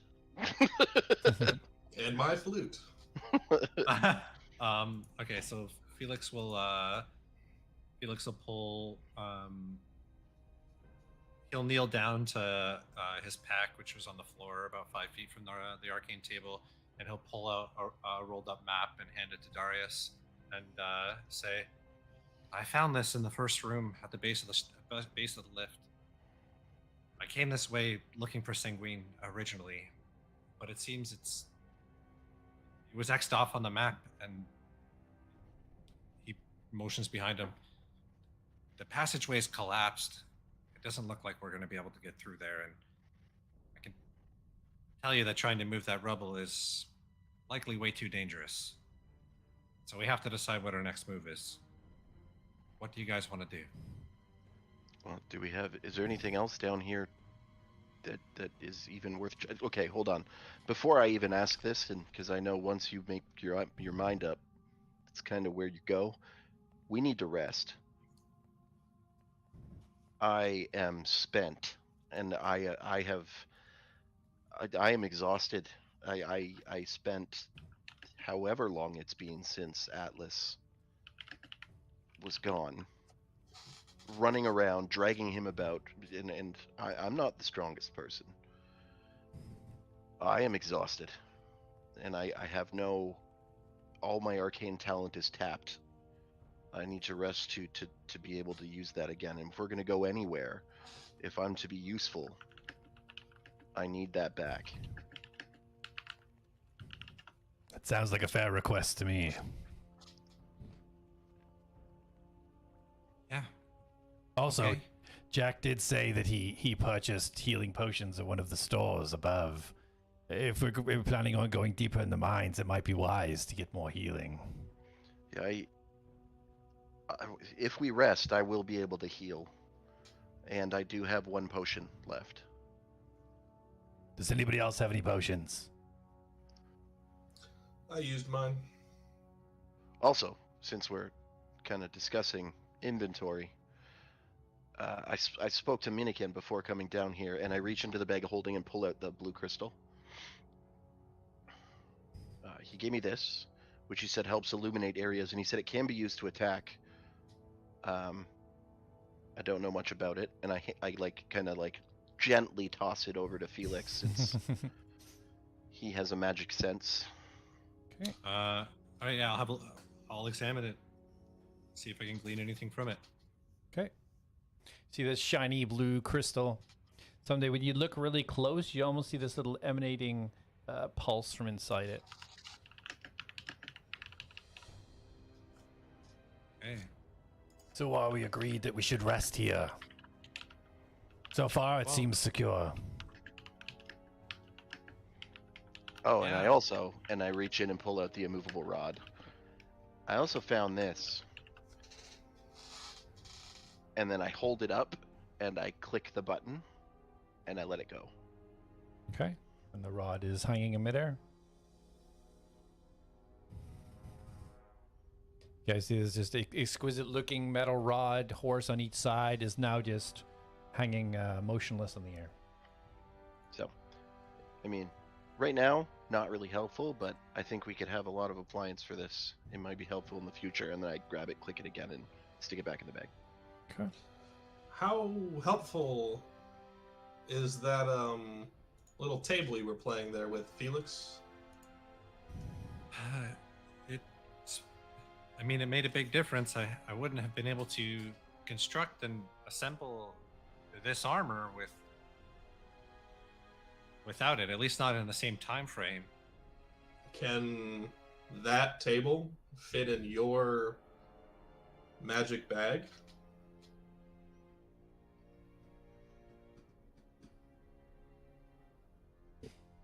So the table there, it's about 3 feet in circumference.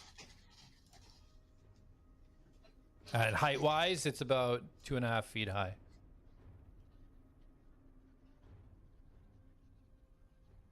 You are unaware of how heavy it is, however.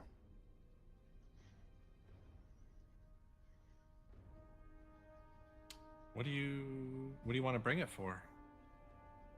I was just recommending if it was helpful, maybe you could use it later. It's not every day, or how often are we going to find something like that? I don't know. I was just trying to be helpful. We could try to put it in here, and I hold up the bag of infinity. Well, guess we can see how heavy it is. I didn't really try, but I'll try to lift it. Roll a strength check. Okay, I'm gonna expend a charge of my RO strength to add a +4. Okay, awesome. 23. 23. So, One hand's you see now as he comes forward, he goes to push, and you see the light kind of flash from this new armor, and it doesn't budge. It doesn't move an inch. From trying to push it, it looks like it's almost built out of the rock and upwards. It's almost like this table is somehow melded or attached to the ground beneath it. I don't think we're taking this thing with us. Just a thought. And Jack is going to go straight over to one of the bed-looking things and take a rest. Darius, you look like the most injured. Perhaps you should stay in the room over there. Looks like the most, best rest in the area. All right. I'm gonna meander my way into the room. Jack's going to kick some of the skeletons away and then lay down. Doran's going to just take position here by the fire and kind of lay on one of the benches, just staying central so that he can just keep watch if anything does happen. Darius, wait. Hmm? The gem. Here. And he You hold on to it. You might find more use for it than me. You seem to be playing with a lot of gems during this whole endeavor. You hold on to it. If we need to swap it up before something, we can always do that. Oh, all right. Sure. And Felix will head to one of the beds to rest as well. All right. So everybody going down for a long rest? Anybody need to do anything? Anybody keeping watch? Yeah, I'm out cold. Is Dorhan keeping watch? Dorhan will be observant during this period of time. I say Jack will split it with him if he wants. Jack may have been sassy earlier, but he still is willing to keep watch. Okay. Felix is pretty exhausted for the first time in his life. Instead of staying up to tinker with things, he goes to the bed. The armor detaches itself from him in a matter of seconds, and he crawls into bed. And Does it turn into a briefcase? It kind of compacts almost into like a box, yeah. Awesome. So is our new team name the Avengers? I have a name, but I want to actually work it into like dialogue. Okay. Jack, can Reen watch? There's only one entrance here. Could Reen perhaps watch the entrance just so that we could all get some rest? Would she alert us? Does she need to sleep? Jack just kind of looks at Reen and telepathically says, "Yeah, I think he can watch." And then she's gonna go jump on this table, and she's going to kind of curl up like she's laying down, but she's staring down that way. And then Jack's gonna be like, "Yeah, she's got it. Get some rest." Okay. All right, so all settling down for a long rest. Anybody need to do anything before we go through it? All right, good enough. Everybody take a long rest. Oh, thank God.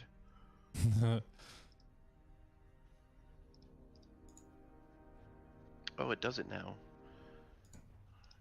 When I used to hit long rest, it didn't restore my spell slots. Now it does. I should check if mine did that. I actually used spell slots today. It didn't restore my bardic inspiration though, but I can do that myself.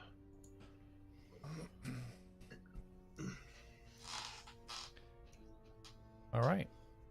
Everybody good? All reset? All good to go? So, Felix, as you kind of like open your eyes for the first time in a while now, kind of feel like you did get a good rest. You've a lot of work ahead of you, but you kind of feel this kind of warmness in your bag. You reach in and you grab the stone that's in there, and you hear, "Felix, I got word. You have to come to the city right away. Right away, Seraph sent word. You must get there immediately. It's Atlas. It's Atlas." Sending a message to the sending stone.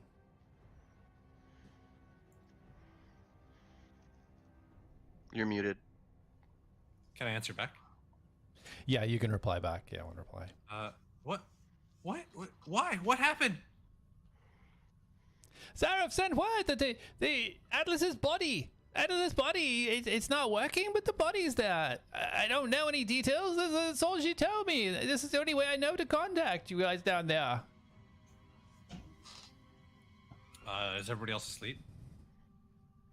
Yes. Right now, you're the first awake. Jack, wake up! Felix will start running through and just saying, "Dorhan, Jack, Darius!" Doran Do I jumps hear up him? immediately. Yeah, he's not being quiet. Oh, I'm What? not even gonna knock on the door. I'm just gonna push the door open. What? Darius! Yeah, whoa, yeah. What did you do with Atlas's body? It was in the rubble, like the room collapsed. I guess I didn't really get to fill you in totally. Well, apparently it's not anymore. What? Apparently it's in the city. Oh. What? How? I don't know, but we should get up there. We need to get up there right away if there's any possibility of Atlas being okay. All right. We can go. But before we do, I was, laying in my bed, and I kind of feel like we had a moment last night, and I was thinking, as a tribute to our good friend Atlas, we can call ourselves the Atlads. Jack starts walking towards the elevator. Well, I'm only a temporary part of this group until we get to some Torium, so I will renege my vote. Well, do you like the name? You don't have to have a vote, but...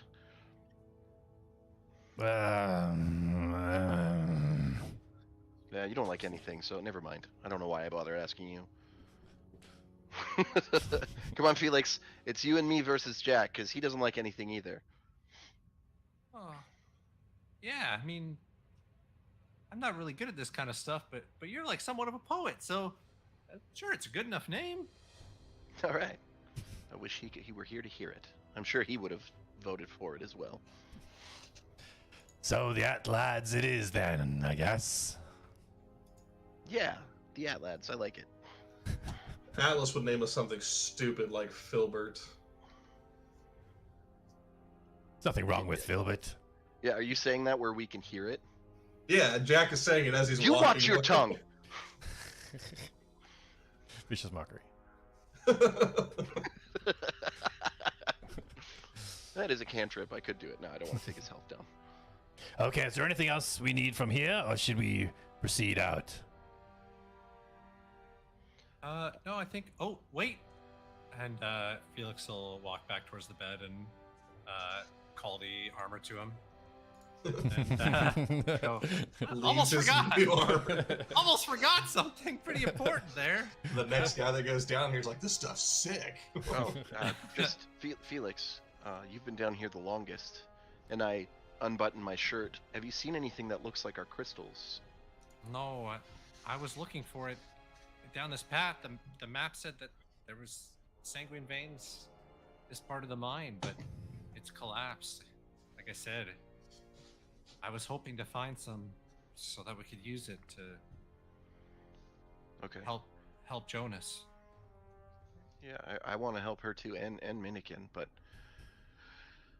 let's just go to town. We'll figure out how. I don't even know how we're gonna figure it out, but let's go see if it's actually Atlas's body first, and then we can figure out what to do from there. Yeah, well, let's go. All right. Everybody following suit, heading down the path towards the lift. Yep. Okay.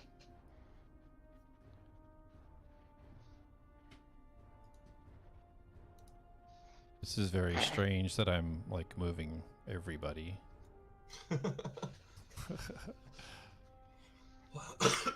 Let's split up again, guys. As you guys enter the familiar room with the lift, you do see that the lift is down. Filber's it's here? Yeah, it's here. Yeah. Oh, okay. Filber's scamping around. Dorhan's neck kind of just hanging in, watching things as he unfurl. I want to make an attempt. I want to hold my hand out to him. Okay. He just stares over at you. And I'm just gonna like, come on. He hops down onto the ground, runs over, climbs up your leg, down your shoulder, down your arm, sits on your hand and turns and just looks at you, cross-legged. And I scratch his head, and then I like gesture for him to sit on my shoulder. And he does so. Da! So you guys head over towards the lift. Who's leading the way? Who's the first one going on the lift? Jack left first, so he'll just get on it. Okay, so Jack's going first. Okay, and who next? Green. Yeah. Felix will be figure. marching on, like try and be right up at the front. Yeah, I imagine Felix would be in the front, to be honest, just charging past Yes. everyone. Yeah. Okay. No delay. Yeah. So as you guys approach, Felix, roll a wisdom saving throw.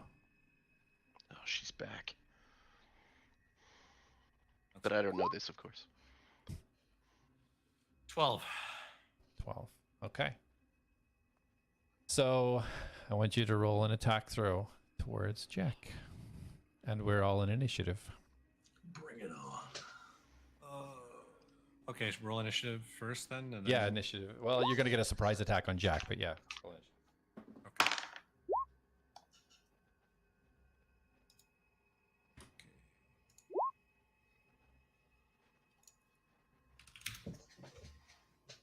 Okay. Okay. Am I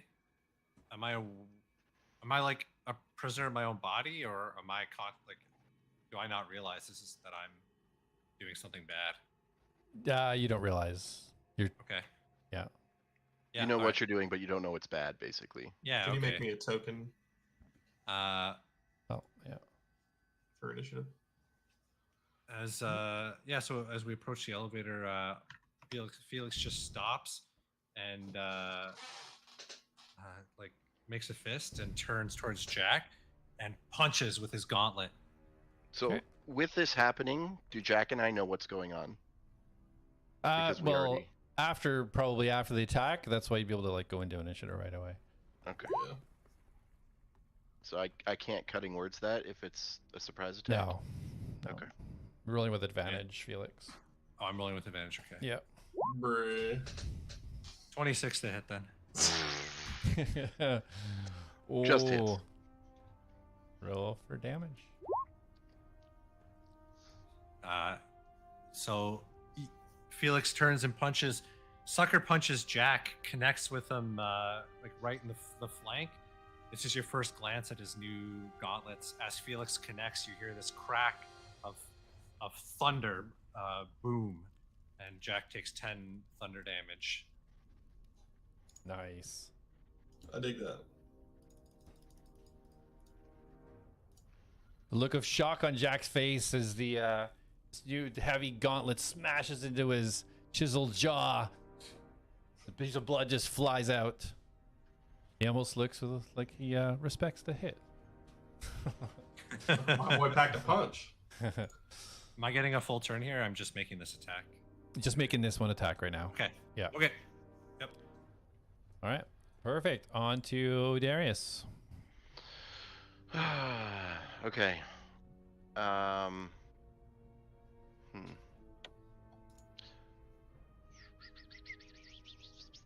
I am going to say to Felix, as a bonus action, be like, Felix, this isn't you. We literally just had a conversation that we want to help each other, not hurt each other. Remember that. You know who you are, and I will cast Bardic Inspiration on him.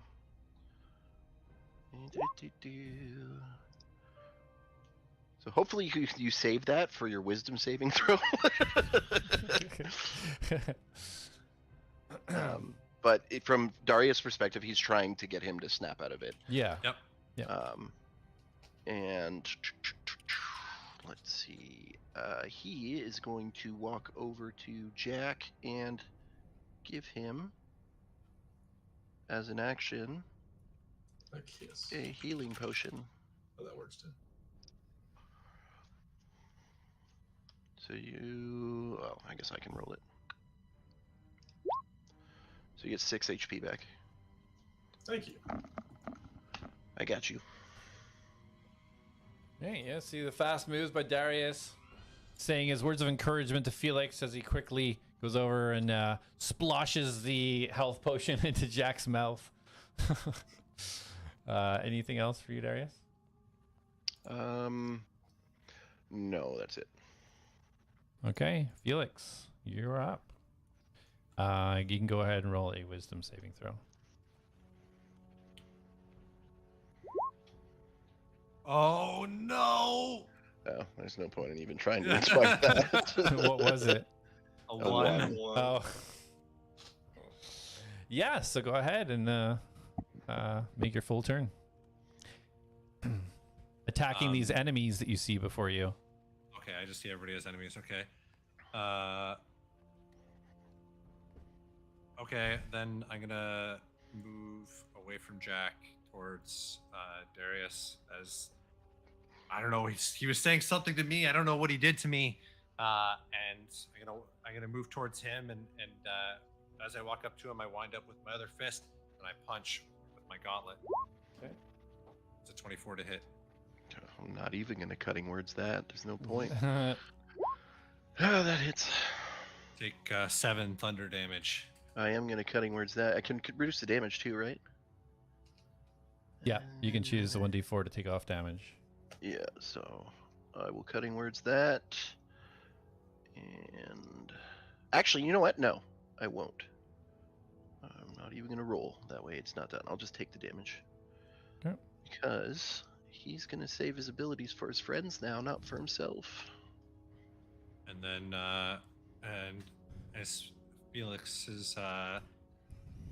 retracts his hand and he kind of takes a bit of a defensive stance, you see the runes on his armor glow as a small kind of energy field coats his armor. I'm going to use my bonus action for defensive field, which will give me 4 temp hit points. Okay. And Awesome. that's my turn. All right. Dorhan. Now he was in shock with the first round. See what's happening. Felix punching. He thought he was just kind of joking, but now seeing that this is a serious battle Dorhan lets out a yell. "Ah, Felix, what are you doing? He charges over and he attempts to grapple him. Oh, thank God. I thought he was going to attack. I was going to have to yell at him. Do a Crits on him twice. strength check. A little contested. Right, acrobatics. Oh. I'm using acrobatics. I'm using acrobatics. Sorry, you're doing a strength check. Okay. Natural 20. Oh my God. And I'll also use the armor of strength to make it a 26 or 25. Sorry. Okay.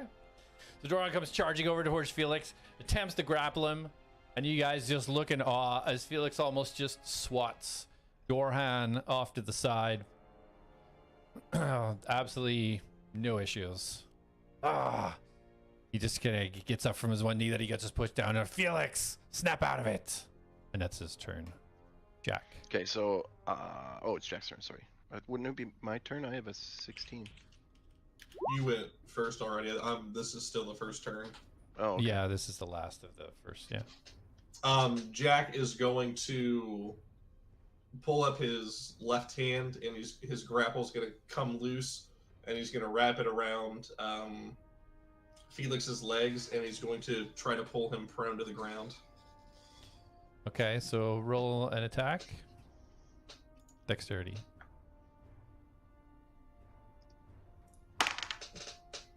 That'll be a dirty 20. 20, okay, and then acrobatics. I roll acrobatics. He's gonna roll acrobatics. You do a strength. That'll be a dirty 16. 16, okay. And now Felix with the strength saving throw to see if he can counteract this. Oh, strength saving throw. Oh, it's the same roll anyway. Yeah. Okay, so 10 would be a fail. Yeah. Okay, so I'm going to use my reaction Mhm. to expend another charge of my armor.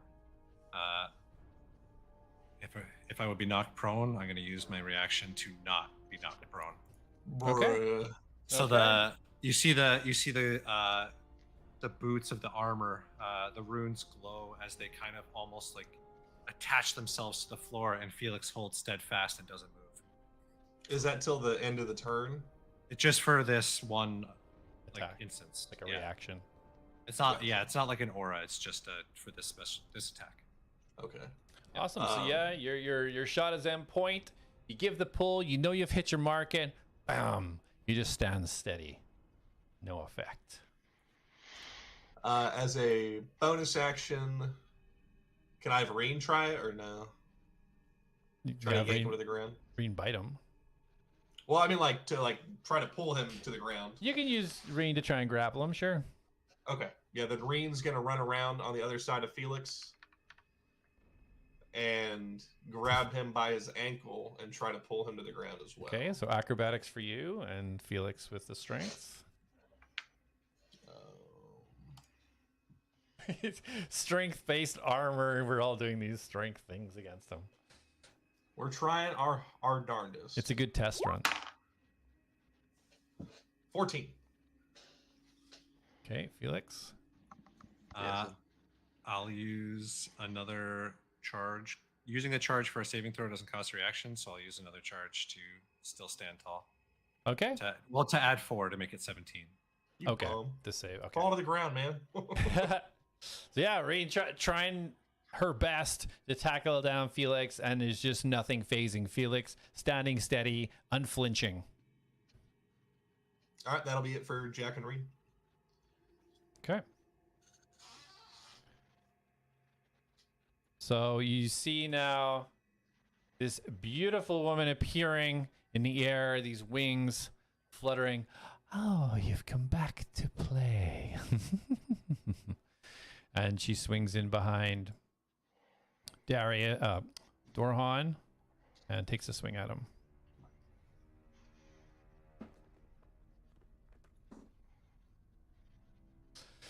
So her claws come out. She takes this big scratch down towards Dorhan. Dorhan swiftly just moves out of the way. The claws don't connect at all. She lets out this scream. and then flies back up in the air again, going for like 15 feet high. As she moves away, Dorhan takes the opportunity to swing back with the greatsword.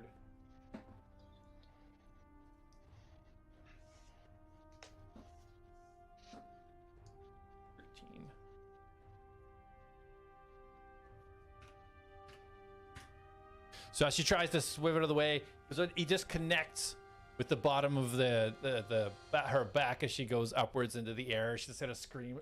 Ah! And she's looking very hurt now. You can see the blood starting to stream down her back, dripping straight onto the floor. As a reaction, Reen is gonna enhance Dorhan's swords with lightning. Okay. Yeah. 1d6. Go ahead. 1d6. 1 point of lightning damage. All right. Perfect. Feel pain. So as Dorhan connects, you see this tiny spark ping, just come off the edge of the sword as it goes through her back. She tried. All right, Darius, you're up. Okay, so I yell out to Dorhan, knowing Felix is not going to register what I'm saying, that this is the creature from earlier that had Jack attacking me. And then I am going to cast Fairy Fire around her. Okay. She has to roll a dexterity saving throw. I don't think we told Dorhan that I attacked you. I did. I told him about her. Yeah, he did, yeah. Oh, okay. Yeah, 17. Yeah, that succeeds. Okay. Okay. Cutting words. Cut the words. For what? Oh, it was a 7. Okay, yeah, I can cutting words it. It's gonna hope that I roll a freaking 4. And I rolled. Oh, wait. I thought it's a D. Is Yeah, it D? 13 I rolled. No, it's no. I It's a thought you rolled a D6, 17. Don't you roll a D6? Isn't it a bardic die? Oh, was it a 1d6, not a 1d4? I thought it was a 1d4. It should be a bardic Yeah. die. It rolls a 1. Because it uses bardic inspiration, so it should be the same die. There, 5. Okay, Hey! so she is affected by Fairy Fire. All right. So if she goes invisible now, we can see her. All right, there you go. Now you can see her if she goes invisible. Oh, and we all have advantage against her. Beautiful. That sucks for you. Any Good more heavens. for you, Darius? No, that is it, because that would have been bonus action and my action. So I'm good. Some utility from Darius. Nice. All right, Felix. You want to make a wisdom saving throw for me? Oh my goodness. 16, does that save? As these whispers continue kind of in your mind, just you're, oh, you have to get them. You just shake your head. You now see clearly your friend standing beside you and this floating entity up in the northeast corner. You are yourself yet again. Oh, Felix is like, damn it! What was that? And he's gonna turn and seeing whatever this creature is, he's gonna start running towards her. So that's as far as I can get with my movement. Not far enough to attack, but Felix will raise one of his hands, and a compartment opens as you see these magic bolts fly out. I'm gonna cast a magic missile. I want to take an Roll for opportunity damage. attack on Felix. Wow! Wow! Technically, you could have when he moved up to me. Well, no, he's He was still still in at melee melee range. Melee range. Oh, okay. I could not have. So So 9. damage. 9 damage. 9 damage. Yep, 9 force damage. 9 force. All right, so as you see this compartment open in this armor, you see these magic missiles shooting out. Just poof, poof, poof. And you just see this thing, its head turn just a little, and then immediately fall down. Blood just all over the ground. This demon Wow. is now extinguished. That was anticlimactic. Wow. Imagine not taking a long rest after fighting me and Darius. I'm liking technically this. she would have. The same time passes. I'm liking this new armor, Felix. Yeah. I just. What happened? She charmed you. It's not your fault. And you actually hit me kind of hard. I'm impressed. Well, it wasn't exactly how I had intended to test out this new armor, but All right, let's head up. You gotta see what's going on with Atlas. So I Or let on everybody charges get and- on, and then as Felix comes up beside me, I put my hand on his shoulder, and I'm like, "It's okay, man." Jack did the same thing to me when I got down here. And then I like jokingly kind of nudge him. I'm like, "What a jackass, right?" Jack goes, but you couldn't take a hit. You didn't take me down. You looked rough. Yeah, well, you did surprise attack me. This is conversation I'm assuming is happening while we're ascending. Is everybody? Oh, that's what I was gonna ask. Is Yeah, everybody on getting I on go. and up? Okay. Yeah. there we Yep. go. Okay. So for obviously expediency purposes, does anybody want to do anything from the lift to the entrance to the city? Anybody want to do anything within that time period? I'm okay. Is everyone all right? Personally, I have nothing to do. You got about sort of 15-minute time period by the lift going up and then traversing down. Just as we're going up, Felix will examine more parts of his armor and just have a look around. He just kind of shakes his head as we're going up the lift and just says, "Oh, well, I used a lot of the power in this suit during that fight. Oh, it's not going to come back for a while."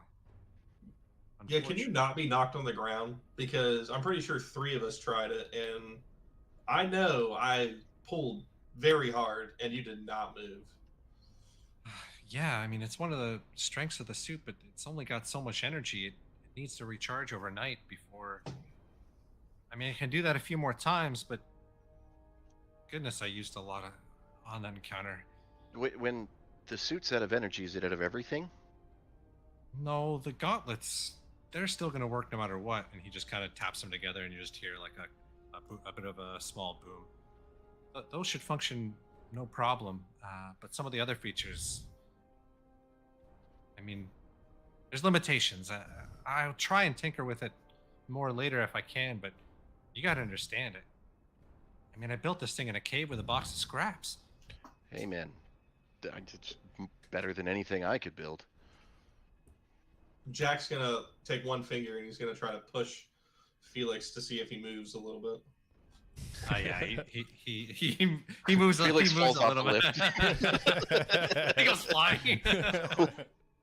No. Round 2. I'm not going to use any of the suit's energy to stop that. Jeez. Just seeing.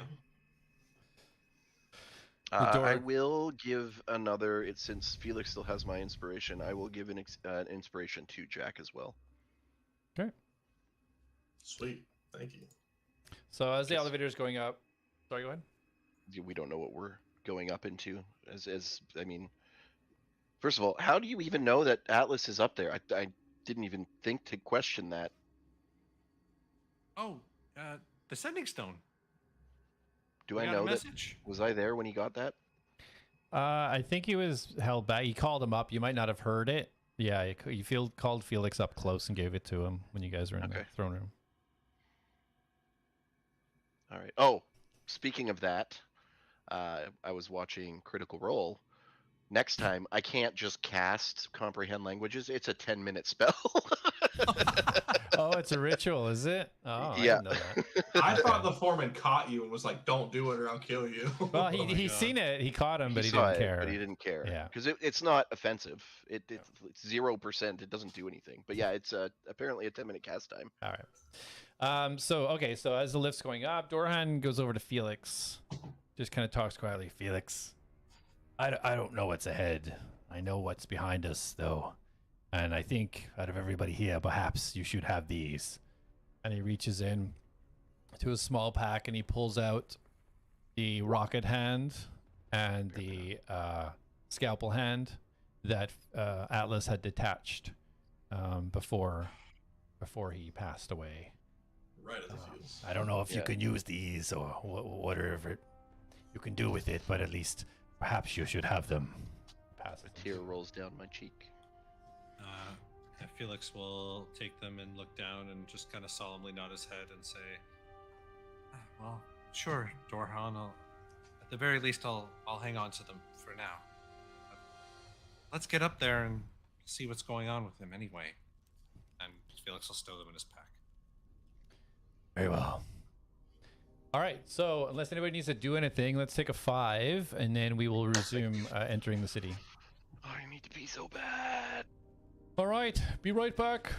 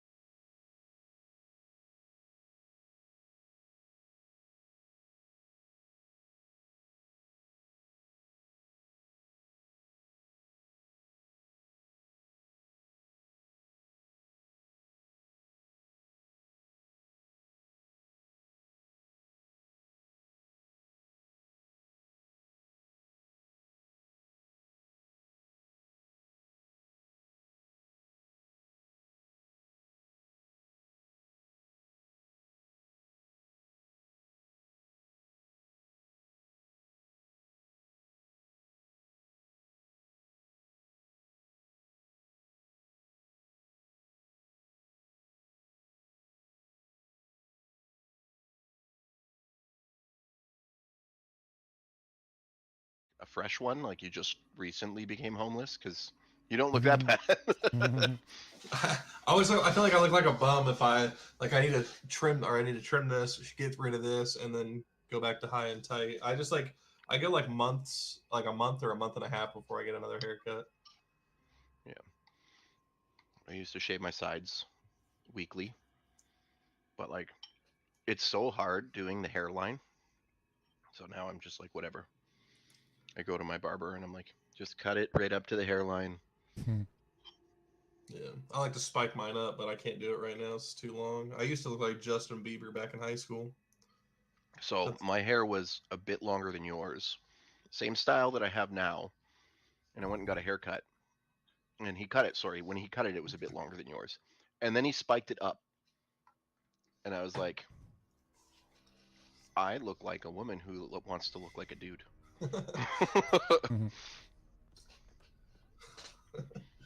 We're on stream. I gotta be good. What?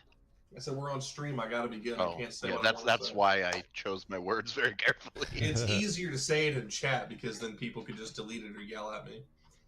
Or just say it in our chat where we're the only ones who can see it. Oh yeah. Good call.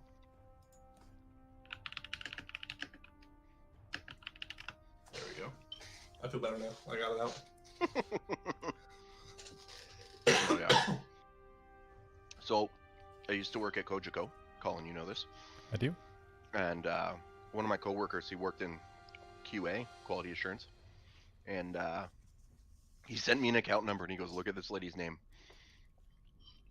Her first name was EDA, her last name was DYKE." Oh, no way. It's funny. Oh, man. I did think that would have been a good moment to come up with a cool team name. Corey was very disappointed in us for not coming up with one when we had a Avengers armor moment. Yeah, way to ruin the cool armor moment, man. He just does this armor thing, melt this thing. You're like, so you guys came down to the mine, and you guys are jerks. Like, this is a cool moment, man. I thought it was funny because board. Jack's like, he was like fed up. He's like, you guys are all a bunch of losers. It's always about And Jack, I isn't came it? here. Dang. Okay, you don't know my story, though. I wasn't a loser. I was a dick. Big difference. Jack's just like frustrated. He's like, okay, this guy. Cause I mean, Darius is like readable in the sense that how you are. So it's just like, okay, this guy is a poser. And then I'm not a Felix, poser. I thought Felix was actually like, oh, Felix is actually smart.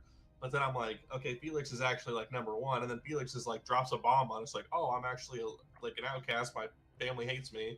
And I'm like, oh, good Oh, Lord. you mean from back then when I said I was a hero? 100% posing. Yeah. Mhm. So Jack was just like, I cannot believe this. But I felt like it was a good moment for Jack to be like, okay, I'm still going to be willing to follow you because you guys have proven yourselves to at least be capable people and not just the losers you're saying you are. I mean, to be fair, I've never said I was a loser. Yeah. I just said that I was Jack- sent here to be killed. Jack knows you're a loser. I'm not a loser. Jack thinks I'm a loser. I would also like to point out that Jack is the second person in this party, only person in this party technically now that has been KO'd. Yeah. I was asleep. I was tired. Taking a nap, power nap. He also Yeah. couldn't KO me, although if you had stayed mind controlled and attacked me one more time, I would have been out. You got me down to like 4 health. Oh, and Jay, by the way, I meant to share that thing that you got when you collected the gem. I was just all in the moment. Yeah, okay. I didn't normally roll 20 like shows the people that were fighting, like, or the character, and it didn't do that. And I wanted to see if this chick was a baddie or not. You're talking about the gem one, right? The Stone of Daylight, or the other thing? No, the other thing. Okay. You did share that. I got that early. I know, but the thing when you got the green gem was supposed to be the green thing that you got, kind of like at the Oh, same and then time. okay, yeah. Yeah. Yeah, I was wondering. I'm like, You're like, why did waiting. this pop up? Yeah. Well, once it popped up, I was like, okay, this was probably related to that. Okay. But just- like yeah, just when I one said I take the green gem, and you're like, when you swipe it, the thing closes, and then I was waiting for something to pop up on Something? my Yeah. screen, Yeah. and then nothing. And I was like, oh, well, that was. I mean, it was still cool, but I just thought I was gonna get something. Yeah, for sure. All right, are we all pretty much back in it? Yeah.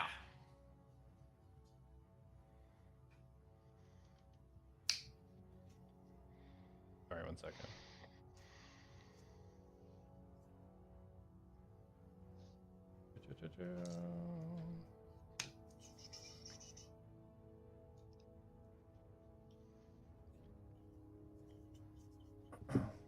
Okay. So everybody's ready to go? Awesome. All right. So as the lift continues up, reaches the top of the mine, Gorhan and the Atlads continue It's still in progress. down the mine shafts. Don't be towards silly, the Mr. entrance of the Narrator. city. Dorhorn's part of the Atlads too. Honorary member. He refuses. So as you all come up the hatches, you walk out the doors, and what you see before you is very confusing. Uh-oh. You come out, you see the stone golem that two of you seen is standing motionless in the middle of the city. You see Seraph standing to the side, and you see Jonas standing right in front of the golem. I shout to everyone in the group, that's the thing. That's the thing that was in the room before it collapsed. It's okay. It's okay. Don't worry. And Seraph holds the hand up. Everybody, is everybody okay? Oh my goodness. And Jonas starts running over towards you all. And I walk up to her as she's approaching, and obviously have a very solemn look on my face, and I said, I couldn't save him. It didn't work. What, you couldn't save Atlas? No. Is that what you mean? Yeah. He's here. He's not alive, but Seraph was able to get her. Well, I don't know if Seraph got it, but his body is here. Perhaps we still have a chance. Felix wants to move past Jonas and stand, like, I can't move my new token, but stand just between her and the golem and be like, what is this thing? So as you're walking past, he's like, "Who's this?" He's like, "Oh my goodness, Felix! What have you done? This is amazing!" And she starts just grabbing at you and lifting up your cloak, like trying to get her fingers in between the joints. This is absolutely amazing. How did you construct this so quickly? You have to tell me more. And then I'm like, wait, Felix, show her what it does. I don't know if I want to take it off right now. What's this golem? Oh, I mean, of course. And then she just like runs, like scampers back towards the golem, and she just runs up to it and just pokes its leg. See, it's harmless. You said it was dead? It's standing motionless. Oh, okay. The Seraph moves forward. She's like, "Okay, everybody remain calm. There's no danger. This golem, it helped. It brought us Atlas." And now you see the golem. It opens its eyes. You see these kind of red eyes glowing. And the golem slowly bows its head and its arms, and it crumples into the ground, and leaving behind Atlas's body before you.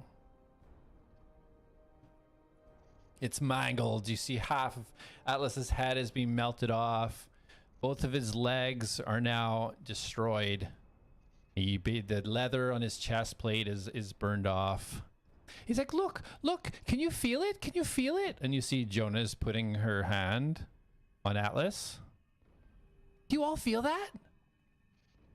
I put my hand on him. Yeah, I put my hand as well. So will I. Okay. So only Darius feels something. And what you feel, Darius, is you feel like a pulsar vibration, and almost like it's a little pull, almost like it's pulling towards you. Did you feel that? Do you all feel it? I don't There feel is anything. something. It's And I want to start to focus on that. Okay. And if that thing will work, I will use it. Okay. Okay, so you see Darius, his eyes flicker white, and you see him for the first time draw like a sigil right in front of him, and it floats. And you see his hand kind of vibrate, and he pushes forwards. And you see a little flicker. A little flicker in the chest of Atlas and a little flicker in his hand. And she's like, wait a second, I think that done something. Let me look. And she starts like looking around. She starts pushing at it. She's just looking under. She's like, there's something that I feel like it's almost like the parkour, like the other ones, but it seems to be absorbing, not pushing the power out. How do I reverse this? And she's looking around. She pulls out her hammer. She's kind of moving around on the inside. She's like, I can't do it. I can't do it. Dr. Veritas, what do I do? And she slams her hands into Atlas's chest, and her eyes go white. Her one hand remains on Atlas's chest, and you see her reach behind her belt, and you hear 3 clicks. As she does this, you see the 3 automatons come out of their areas and surround her. She raises her hand in the air, and you see a vibration in her hand, and she twists it. You see the automatons start to shake, and boom, boom, boom. The 3 power cores come out of the automaton and starts going in a circle. There's electricity binding around in a circle. There's wind rushing around. She raises her hand. She slams it down into Atlas's chest. And now, Atlas is sitting in a field. Is Atlas here? Bruh. Atlas is sitting in a field.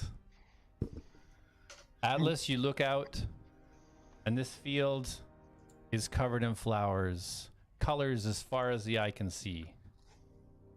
You take a deep breath in. The warm summer breeze, the sweetness smell of the flowers. It feels warm. You look around, you see a leaf on the ground, you pick it up in your hand, you place it on your tongue. It tastes sweet and kind of sharp, almost like it's going to burn your tongue, and then you realize, mint. This is what mint tastes like. You look out across, you see a butterfly, flies down, it lands on your finger. Beautiful noises of wildlife around you. It's so peaceful. You look around. Atlas, my boy! Are you in the right place? I don't know. Where am I? I'm not sure, but I'm not sure if you finished everything that you wanted to before you left where you were. Did you? I don't think so. I think... No, I don't. I think I have much to do still. Is that you, Father? Father! Well, I rather like the sound of that. Yes, let's say father. Creator's too official, I think. Well, yes, I mean... My friends have fathers. Oh, my friends! Oh, they're in trouble. Where I need to get back. They need my help. Are you They're my sure friends. you need to go back? And then as he says this, the field, it slides away from beneath you. Mm. Now you just see the vision of you back on the boat with Darius. And you saying to Darius, do you want me to tell you? Or do you want me to keep it a secret just so you know just a little bit? And he says, no, you can tell me, dick. And this vision slides out of the way. And in front of you, you now see you standing in the blacksmith with Felix. You see Felix raise his hammer and smash you with his hammer. Slides out of the way. You now see the lift. You're laying with your back near the wall. You're so close to death. And you watch as Reen hits the lever to move into the waves of energy that would Reno! eventually kill you. It hurts. This slides away, and again you see the lift. Uh, You now see yourself trying to yell, trying to scream at Jack, help me, but no words escape your mouth as he leaps off the platform. This vision slides away. You see now Darius holding your head on his lap, trying to stabilize you as he cries and yells at Felix out of sorrow for losing his friend. You now see Felix, tears streaming down his face as he tears apart Gunnar, sacrificing him to try and fix you and bring you back. You see Jack and Reen, they're pulling your body, yanking it through the mines towards the city. Jack straining every muscle he has, sweat dripping down his face. You see Jonas in her workshop, down on both knees, weeping. I'm sorry, Atlas. I don't know what to do. Dr. Veritas, he turns now to Atlas. Something that should not be possible has been made so. Little bit like your initial creation, I would say. If you wish, you have a chance to return to the mortal plane. But there's something you must know. The connection that I initially made with the very source that gives you life and the body that I created for you has been severed. If you do return and this connection is remade, you do so as if it was the first day that you opened your eyes on our island. And he gestures, he points one way. You see your friends all standing around your body in Memoria City, and the other way you see the beautiful field of flowers. Oh, Father. So, do you know if my friends are okay? I very much want to be with them again, but that field looks beautiful. Only Like- you can make the choice. But please, I can't make a choice like this. The beauty for suffering? Oh, but my friends could be suffering. I don't want to leave them. But will I be their friend when I come back? What will I be? If you've been their friend once, I think you can be their friend again. Oh, I very much love being their friend. I don't tell them enough, but they're the best friends I've ever had. Dr. Veritas gives a big smile, like just ear to ear. But you, Father, you are my friend too, and I very much miss you. Will I see you again on the mortal plane? We can only hope, son. I like that. I like being your son. I wish I could be more like you, more like them. I think that's my goal. And I can't do that here. So I need to go back. I need to be with my friends.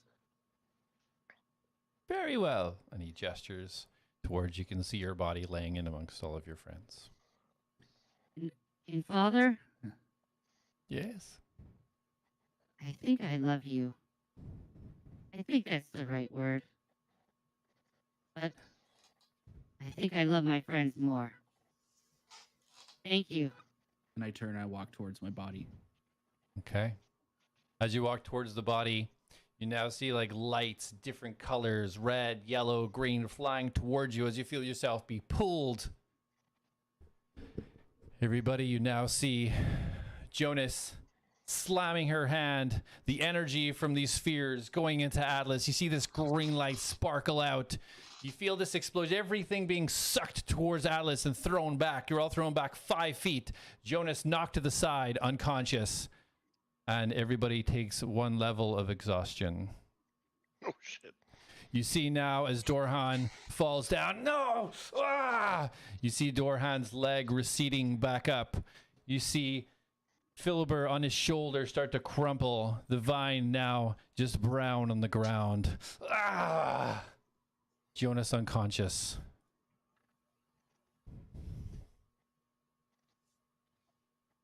What do you do? Jack is going to quickly run over to Jonas to try to prop her up. Okay, she is unconscious. Atlas, you open your eyes. You can see your friends. You don't feel pain, but you're unable to move. You don't see any legs on the bottom. You're missing part of your plate helmet. Your leather's being burnt off. Felix will climb up and rush to Atlas. Atlas! Same. Atlas, are you back? Processing.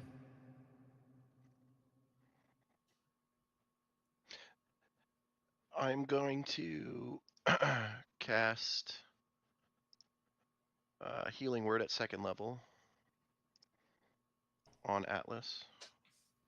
I'll start casting Mending to try and repair whatever I can. Processing. Processing. Processing. Processing. As these spell Wow. effects come in, you start to see your mending effect. Mends the edges of the pieces of Atlas that are still there to curve them off with no sharp edges, but doesn't regenerate any of the parts of him. The healing spells you put into Atlas, you can feel that they're being absorbed, but you don't see any physical change. Okay. Seraph, help! Seraph goes running over to Dorhan as he drops down. You see him now and like looking and panicking, looking down, missing the lower part of his leg. Felix, do you have Atlas? Yeah, I think so. And Okay. Felix will quickly remove his armor as it kind of folds into the box, and so that he's got more free use of his tools, and he'll just keep working away, casting Mending, trying to. He'll take Felix will reach into his pack, take out the 2 hands, and also try and reattach those. And so the automatons that came out and sacrificed their power cores, they're offline now, right? Yeah, they're crumpled on the ground. Okay, so I'm on my way over to Dorhan, and as I do, I tell Felix to take the legs from the blacksmith and to salvage any other parts he can to try and patch him up as I make my way down. Felix nods, and Jack will help bring them to you, to Felix. He just wants to make sure that Jonas is stable. Okay. Do a medicine check, Jack, for me.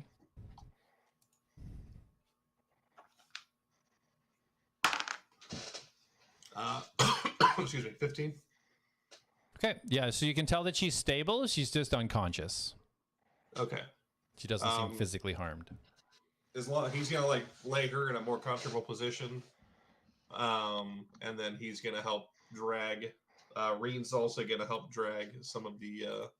Actually, Reen's gonna go stay with Jonas, and then Jack is gonna start manhandling all these guys closer to Felix.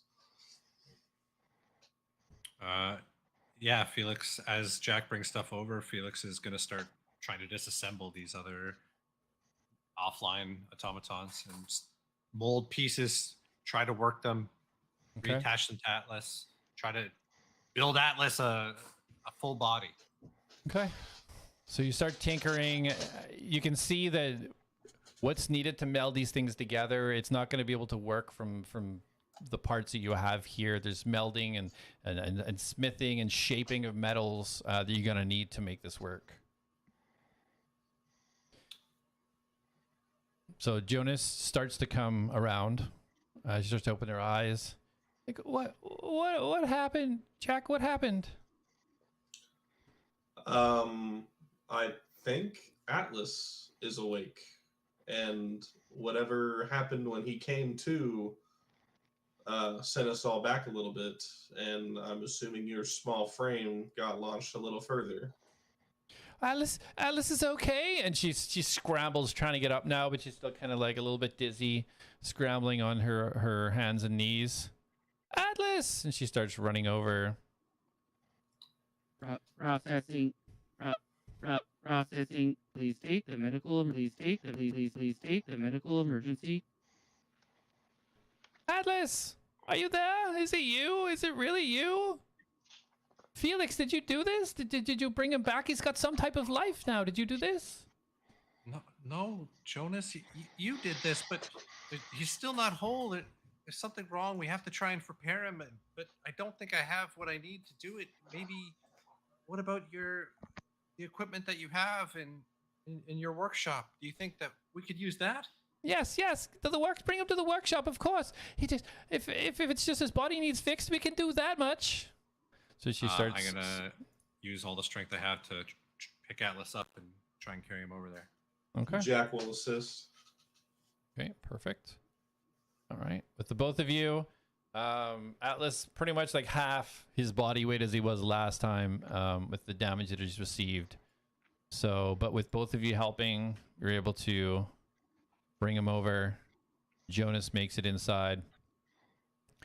Dorhan, as you guys pass, you just see Dorhan not in pain, but just more in shock, as Seraph's kind of inspecting, trying to check out what's going on with his leg. So you guys enter the area now. It's like, Felix, I think we can do this. If we have the parts of the automatons. Jack, you were bringing in the automatons, were you, or is it Darius? No, Jack I will wanted go to get help him. Dorhan. Oh, okay. Jack will go get him again. He'll sigh because he just dragged them over to where they were initially. Okay. Well, Felix will run out with him and help him carry everything back. Okay, perfect.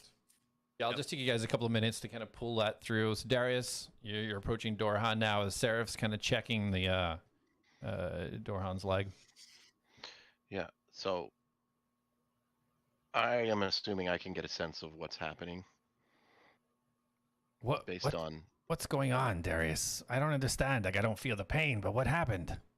Atlas is restoring, and I think it's undoing the energy that burst out of him. And your leg was one of those things. And Filbert also is gone.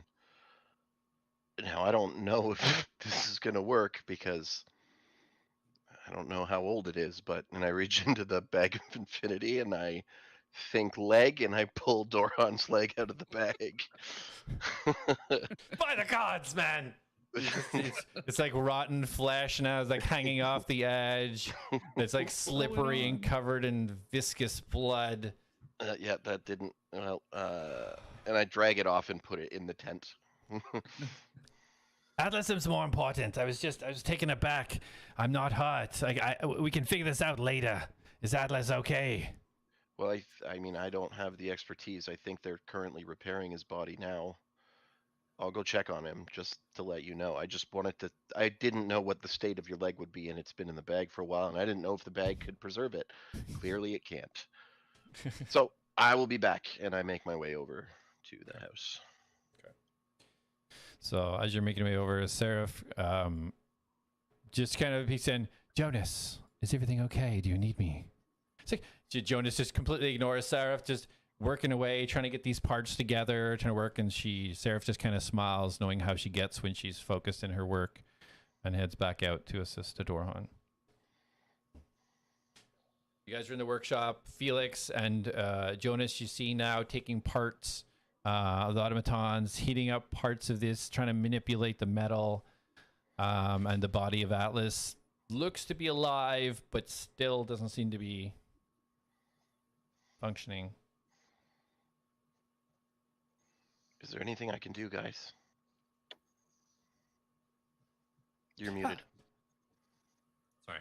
I don't know what else we need. I think we have what we need. We need some time. That's what I need. I need time.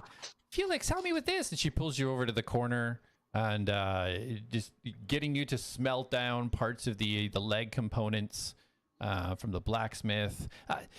This is a task. I think only Felix and I can do this.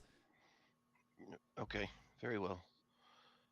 I will go out, and I'm gonna go kind of just like survey the immediate area to see if I can find Dorhan a stick again, like a cane or something he can walk with. Okay. All right. So yeah, if you search around, there's not much in the way of like random twigs or sticks or anything in the main city part, but You could maybe, I don't know, break down a chair or something from the inn or something like that. Yeah, basically anything. If I can find anything that I can turn into something that he can do, I will do that while they're working on Atlas. Okay. All right. So you head on out. Jack, what do you want to do while Felix and Jonas are working on Atlas?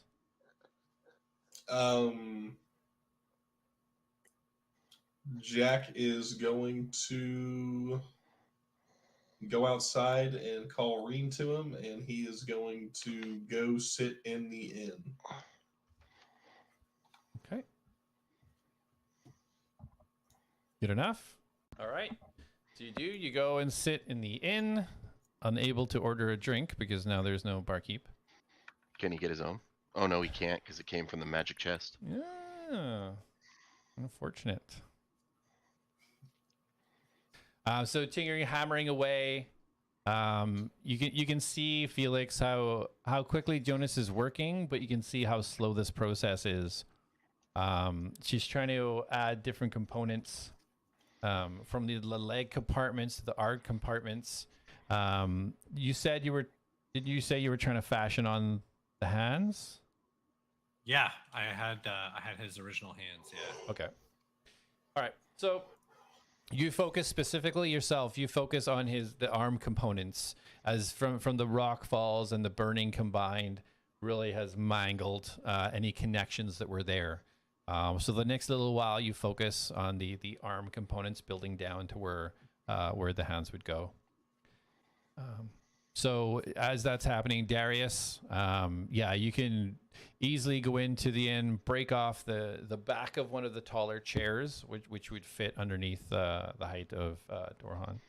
Okay, so I want to take that over to him. Okay. And be like, here, use this to stand and get around a bit easier. Very well. I thank you this time, Darius. You're welcome. I apologize for my last brazen response, but I'm sure you can understand the circumstances. Yeah, I'd probably freak out if I saw my leg half rotten too, so sorry. He kind of pulls on your arm to pull himself up and then puts the... Can I do a strength check to see if I can hold against his weight? Sure.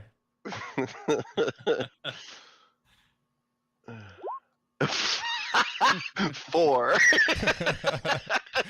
So as Darius reaches up to leverage himself on your shoulder, he completely just pummels you right into the ground, stands himself up, and you're in your kneeled position, both knees now from being pushed down. Sorry. Oh, Darius, sorry. And then he lifts, heavy. He puts the thing under his arm and then he lifts you up. Oh, well, thank you. I guess we're even. Well, probably not, but I'm gonna go. All right, so Dorhan's gonna go over. He's just gonna rest at the side. He kind of just wants to protect and make sure like whatever's happening is happening as it's supposed to happen. Inside Jonas's hut, Atlas. Mm-hmm. Is Atlas making any sounds, communications? Processing. Hello? And Jonas spins around real quick. Atlas, are you back? Are you back? Is it you? Hello. I am an automated technician for life-saving assistance and support. Does not compute. She turns around and looks at Felix. Does not compute. Oh dear. Do you know what's happening, Felix? You're more familiar with his original design than I am. I'm not sure. Let me What check did you his... even do to get him to this state? I didn't do anything. I got frustrated because I couldn't fix him, and then all of a sudden I was on the ground, and there was light. He seemed to be alive again. I thought somebody did something. Well, you definitely did something, even if you're not really aware of it. But I'm not sure what else to do. I mean, I've tried mending and repairing everything I can. Is there anything else that the doctor would have left behind that we could use? So As you're saying that, she notices now that you've kind of... Oh, Felix, you've got that one arm almost complete. But you had his hands. Let's try this. Which hand do you want to try and put on Alice? The right one. His right. Okay, so that's the rocket hand. Okay, so you take it that what would be Alice's rocket hand, and you find this place now that you've constructed for it. You kind of push it in, and you hear that click, and you kind of like give yourself a nod and a smile, knowing that those connections that you made have perfectly fit the receiver of Alice's hand. Processing. Does not compute. Well, for now, we'll just keep trying to repair his body. Figure out the other piece after. I'm gonna start trying to work. His hand like kind of jumps up and starts like clicking and adjusting. Processing. Calibration complete. The hand just drops down to the side. And Felix kind of watches the hand warily, and then turns to Jonas and says, "Just keep an eye, like one of your eyes on that hand, in case it tries to poke you in the eye." It seemed to do something. It said completed. Oh, I'll work away at attaching the other hand as well then. Okay, I'll work on the legs. I'm almost done. And she starts working away on the scraps of the legs. System restoration 68%. Oh man, 1% short of my favorite percent. We're getting there. 69%. There it is. 70%. Okay, so as they're working away, this is obviously taking some time. Darius, what are you doing during this time? I'm just leaning and like trying to listen in through the window because I don't want to be in the way. Mm-hmm. And I don't want to be like an inconvenience to anyone, so I'm just behind the house, leaning against the wall, trying to like hear through the window what's going on. Okay. All right. Seraph will... She's going to go in and she's just going to sit and watch as Felix and Jonas are working on Alice. Jack, do you need to do anything? Are you doing anything? Jack is going to... Are there like cups and stuff out on the tables, like even old stuff? Nope. Behind the counter? There's nothing. No, it literally comes when it's needed. Okay.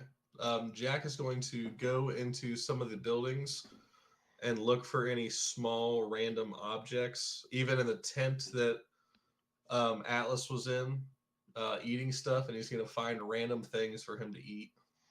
Okay, yeah. You find random scrap metal in there. There's some old lanterns that were broken down. There's some like old tinder boxes. Yeah, you can find definitely pieces of scraps of metal there. All right. Yeah, glass, anything that he would stick in his mouth. Okay. So as you're searching for that, Seraph, just seeing Darius out through the window, glides her way out and around. Darius, may I speak with you? I look over. Sure. Perhaps a little bit more private. She starts walking away to the other side, not right by the window. Okay, I will follow. I need to know how you did what you did. What do you mean? How did you activate that ritual?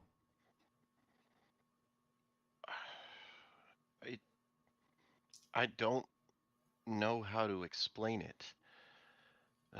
So much has happened, but you know the whole story of everything that's happened so far, right? I believe so. And did anybody tell you about the portion with me and Atlas in the laser beam room? And the newest part of this story was given to me not by one of your friends, but we'll say a guide. But I need to know. I don't understand how you, a bard, was able to call forth such magics as to show what transpired here.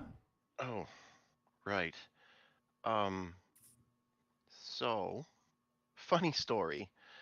I have had a natural affinity with the arcane since I've been young.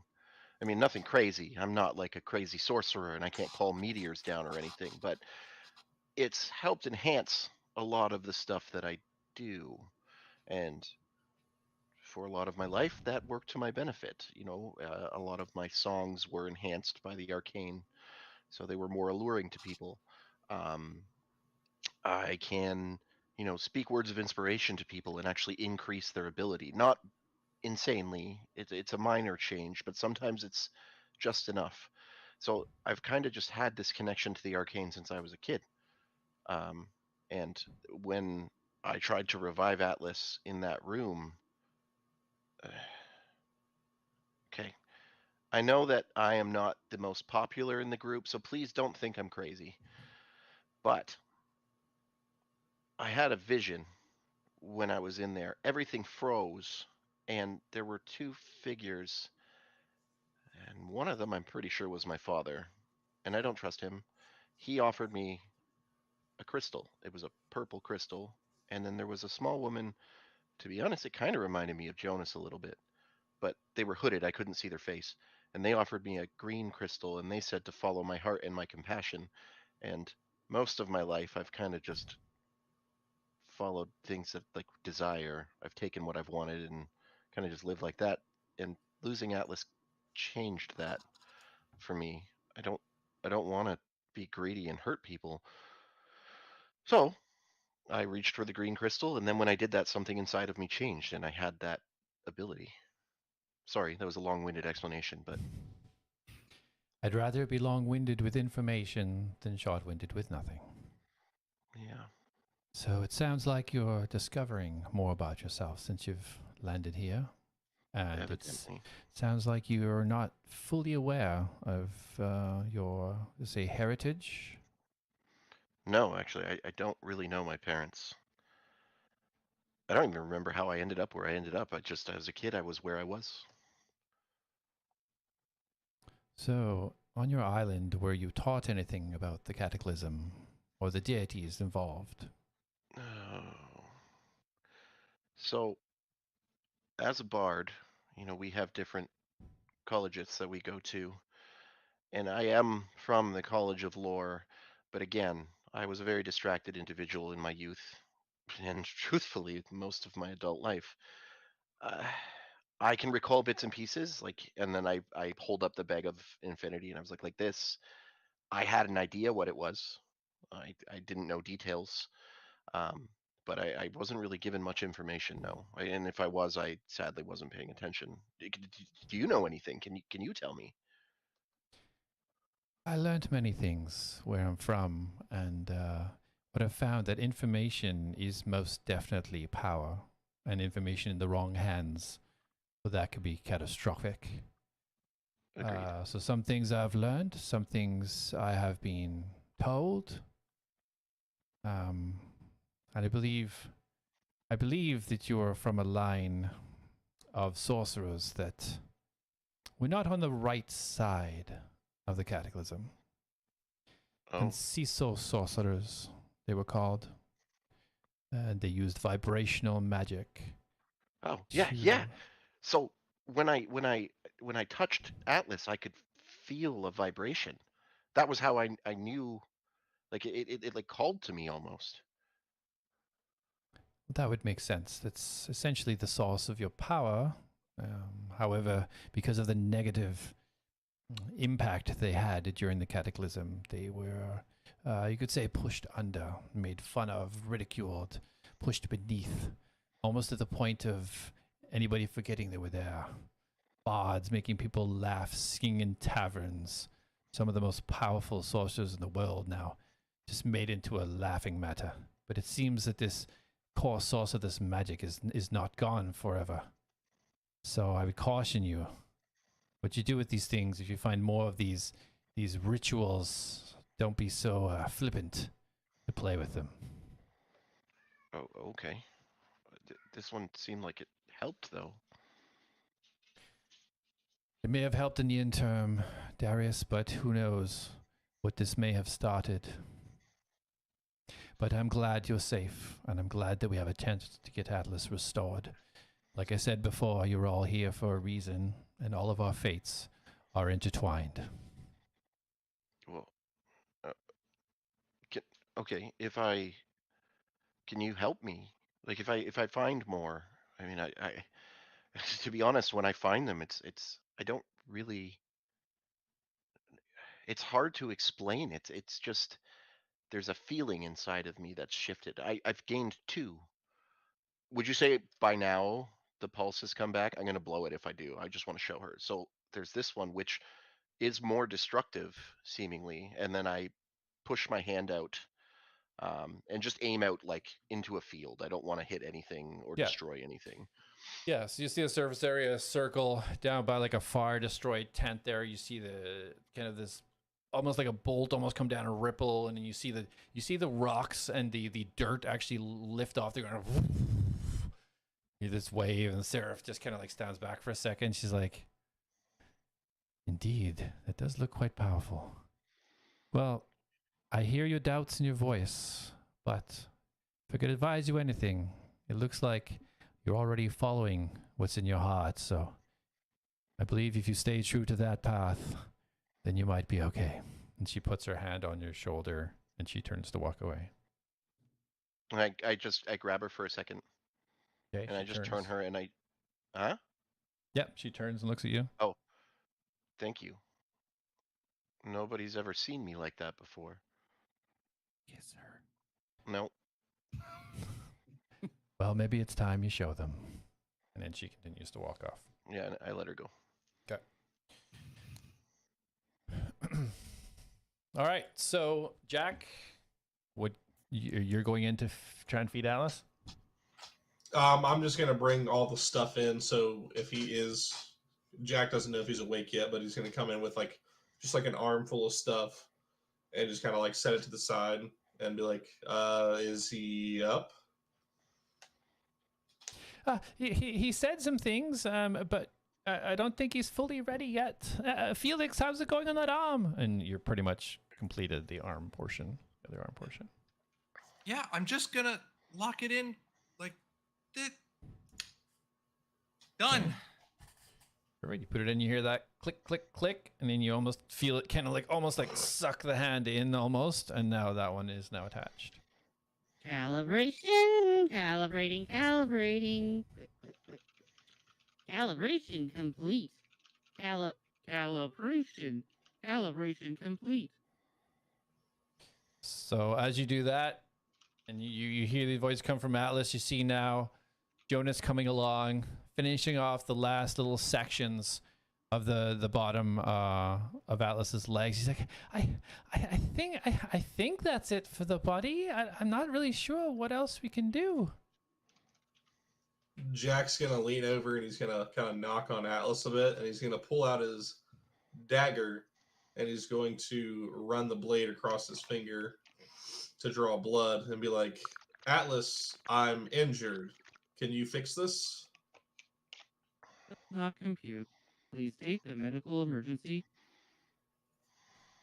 My finger is take bleeding. The medical emergency. Processing. He's injured. 98% complete. Oh, he's different. 98, he's getting closer. So now as he's processing these units, now you take a look at the work that Felix and Jonas have just been scrambling, trying to put together. And you now see the new body of Atlas before you. Nice. He looks good, but 99. it's 99. Oh my goodness, oh my goodness. And you see Jonas is now actually kind of hopping up and down, and her little fists are going. I think we did it, Felix. She grabs your shoulders and she's like shaking you back. I think we did it. She's getting there. 100% systems restored. And, he And just, Jack's sits gonna- up and scans Happy the room. birthday. Jack's gonna hold out his hurting finger. And Atlas is going to immediately touch his finger and cast Cure wounds. Nice. That was a lot of suspense. I was like, spiritual weapon. Just starts shaking. I don't- Gonna I touch have his my- finger and cast Hex. I'm gonna heal him with a medicine check if I can. I don't have my character sheet open. Yeah, I can roll it for you. Yeah. Do I need cure wounds? What's the cantrip one I got? You I don't think it have a would be cure cantrip wounds. healing. I thought I did. I don't think there is a cantrip healing. This is the one where I gotta like touch him. Oh, healing touch, isn't it? Yeah, cure wounds is the one you gotta touch. Okay. It's Yeah. not No, it's It's a level spell, 1. yeah. Yeah. It's level all right, yeah. I'll cast that. There you go. I'll cast it for you. Cool. All right. So you see him cast it. You see this pulse come out from Atlas, and you look at your finger. It is repaired. I Yeah. Medical climb wound? through the window and I just run and like hug him. I'm like, Jack, "You're okay," and I like jump on him and hug him. Does not compute. I Medical don't even wound? care. Mended. Jack's gonna hold up a piece of glass and he's gonna hand it. He's gonna hold it in front of Atlas and see if he takes it. He doesn't do anything. Just standing there. Hey. So- While I'm hugging him, is there any reaction from him? No. He's just standing steady. I like loosen my hug and then like slide back and like put my hands on his shoulders. And I'm like, "Atlas, buddy, do you recognize me?" Please take the medical emergency. Uh-oh. Dorhan Guys, comes I don't think he has his memories. Atlas, is that you? Please take the medical emergency. Atlas, are you in there? Can you talk about anything else? Hello. I am an automated technician for life-saving assistance and support. How may I be of service? How did you He's restore missing him? a leg. Maybe this was the cost. I mean, his body had taken a lot of damage. Maybe his memory banks were fried. It's not just his memory banks, Darius. He's behaving like the automatons that we just disassembled. Maybe he's got to kind of rebuild his personality from scratch. We don't know what his life was before he came to the ship. We don't know how long he was active. He was so unique. So much more than, just another machine. Now, it was like he had a soul. Jack's gonna press the glass into his mouth area. See if it slides in. Okay, you try to force the glass in. Is Atlas going to resist it, or?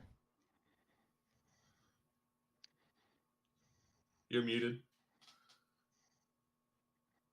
No, he can decide. He can put it in with my mouth if he'd like. Okay. All right, yeah. Jack's gonna slide it in. You just hear it clunk into the body of Atlas. No reaction. I have a thought. Thank you. Atlas, I said thank you. Atlas. Hello, Atlas. Hello? Can you do me a favor? And this is going to sound weird, but just bear with me, okay? Open your mouth wide. He just follows the command. And I want to stick my hand down his throat and see if I can find the flower. Is it still in there? You don't find anything. But a piece of All right, glass. Yeah. Piece of glass, yeah. All right, I pull my hand out. You Now you've cut your in the finger. glass. I'll take a 1d4. point of damage. What are you okay, doing, thank you. Darius? You can close your mouth. Very well. Very well. Jonas had a flower that was a special message to him. And I was hoping that if he could replay the message, maybe it might help bring some of his memories back, but whatever was in his stomach is gone. It was probably destroyed when everything happened. Yeah, his torso didn't look like it took that much damage, though. It was more just the outskirts of him. So this was a secret message from who? Elias? Yes. Oh, okay. Jonas, do you have another one of these special flowers that had a message? Would it help? Do you have one? And Jonas looks up and says, I don't. That was kind of the only thing. That's the only thing that he left here. That's the only thing that was his. Oh, Alice, do you recognize me? It's Jonas. And she starts like jumping up and down and waving. He just kind of waves, but no real react. Just Jack's gonna tell Atlas, he's missing a leg. And he's gonna point at Dorhan. is Dorhan like fully missing a leg? Yeah. It's Everything that fixed is gone. Yeah, his leg is missing. It's not bleeding. It's not ruptured. It's healed from previously. Yeah, it's not bleeding. He's not in pain. Appendage is missing, but no Well, immediate threat to health. We know where it is. It's just in really bad shape. Darius, Please I- touch the leg. I wouldn't do that. What if he can fix it? I am will not attempt comfortable. to heal or fix the appendage. I'm Please not- bring it here. Comfortable with putting dead flesh on my body. We will Well, figure. let's just see if he can mend the flesh first. What if it's undead flesh or something and it takes over my body? I don't want to. You've seen what we come up Felix- against. Felix, can't you make him a leg out of all these parts here? Yeah, Or Jonas. might be able to make him a prosthetic, but Atlas, do you really not have any conscious thoughts beyond your whatever you're programmed to do? I'm a pre-programmed and designed automaton here to provide life-saving assistance and support when needed. No, you're not. You're our friend. Friend, I don't understand. Does not compute. Jonas, oh goodness. Oh no, what do we do? What do we do? What do we do? What do we do? What do we do? What do we do? He recalibrated Someone with the should sand. fetch the undead leg for reassembly. Well, Dorhan, we can try and build you a mechanical. I grab Atlas by the hand I and know I take him to the tent. I know we can do that some other time. I'm okay with that, but I just want to try and get Atlas. We're so close to getting our friend back. I don't know what to do. ideas. I must mend the leg. Maybe it'll take a day or two. If he's acting like it's his first time existing, then maybe he'll grow like the rest of us. He'll get a personality, maybe a different personality. And Jonas puts up like, oh, I hope that's not true. That means everything that he had before, the person he was, the person that became our friend and everything is all gone. And I don't want to think that. I don't want to think that's gone. I liked him so much and he was so nice. And he always wanted to help. And Dr. Veritas made him the way he was. And I don't want to be something different because that's not what Dr. Veritas made. And oh no, I miss Atlas. How do we get him back? And she kind of just goes back, kind of slumps on the chair, dangles her feet off as she just rubbing her forehead, just trying to think. Did you drag me outside? You said. Yeah, I dragged you into the tent with me to show you the leg. Oh, okay. Roll a strength check. Well, Unless does she's he not willingly resisting. come with me? Do you willingly? Yeah. Yeah, I would if he's taking me to Okay. bring the leg. Okay. Did you say that you're bringing me to the leg, or you just? Yeah. I said, come with me. I'll show you the leg. But I didn't want, like, I'm trying to do it behind Dorhan's back. Okay. Very well. Please bring me to the appendage.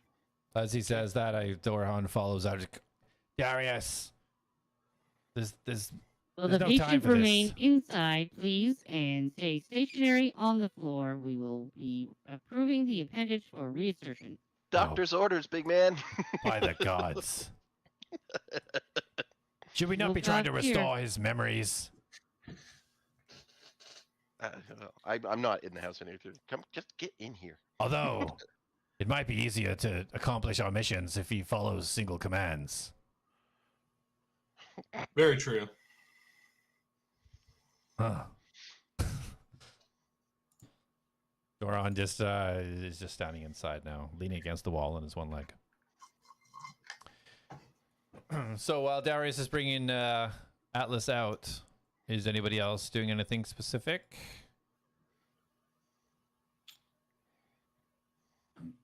Nope. Might see if I can get to work on building Dorhan a prosthetic leg based on what we have here. Yeah, sure. You can start working on that. Yep. Based on the components that you had from the other automatons, no, it's different. There would be enough to fashion a prosthetic leg. It would just trying to figure out how to make that connection to the human aspect to make it work is what's going to be the biggest challenge. You might need some assistance with that. Drill it in his leg. So it'll take about 15-20 minutes or so just to kind of construct the endings of one of these leg components to actually be able to kind of figure the size. Yeah, I mean, I'll ask Jonas for help. But Jonas, you think you can help me? I don't know. I've never tried to do something like this. I mean, I can construct it, but I don't know how I'm gonna make it so that it actually works. Well, working with the other automatons, I'm quite familiar actually with how the flesh components kind of intermingle with the mechanics. Now, it's not exactly the same because the automatons have kind of a flesh coating, as it says, and it doesn't actually make the flesh itself work. It's kind of more like a shell, but it's very similar in how it would connect. So I think we could figure this out. In fact, it might be good as a distraction. If I work on this, then maybe I can think about something for Atlas because I really want Atlas back. I miss Atlas. I didn't know him for very long, but he was nice, and I already miss him. Is Dorhan still in here, or did he go out with? Yeah, no, he came back in because he was told to lay down on the ground. He's just grumbling, so he is in the room. Okay. No, we're gonna try and get you fixed up with something, Dorhan.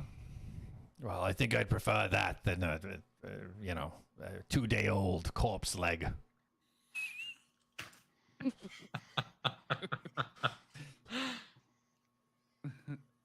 Only been 2 days. You should have Corey. You should have control of your thing now. I added your control. Oh. Yeah. Okay. Okay, so yeah, you take Atlas out to show him the leg. Yep. Okay. I would like to scan the leg and ascertain. Oh, it's been a whole session. That's the first time it's been said today. If I can heal it back to a usable state. Okay. I'm also still in the chamber. Oh, I thought I gave you access to move yourself. Well, I mean, I'm in a different map though. Oh, sorry. This whole time you're not even seeing what we're doing. It's okay. I'm malfunctioning. Okay, here we go.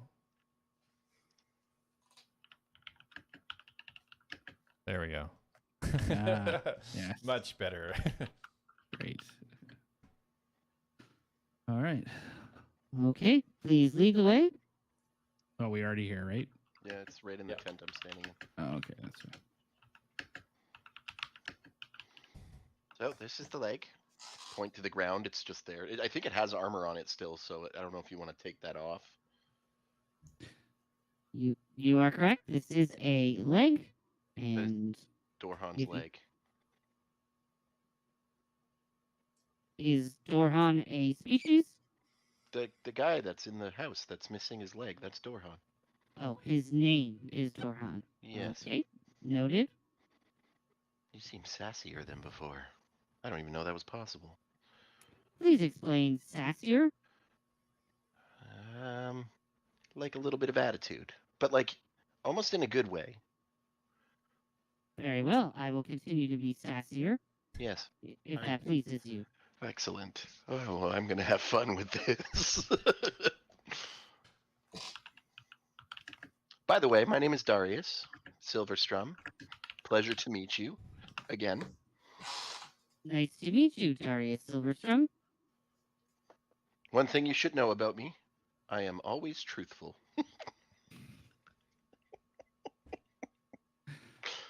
Very well, noted.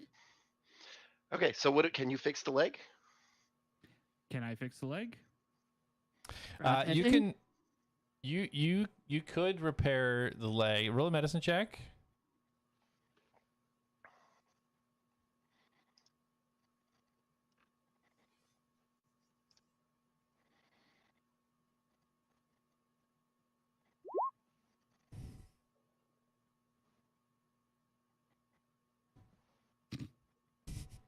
With advantage? Sure. It's my first day. I'm just alive. For What about with like double advantage? with Roll a real dice. Come on, roll a real dice, bro. Oh All right. god. So, So, yeah, as you look at this and then using the knowledge you have, you're unable to figure out how you could make this workable to attach it to a currently living species. This leg is dead. Okay.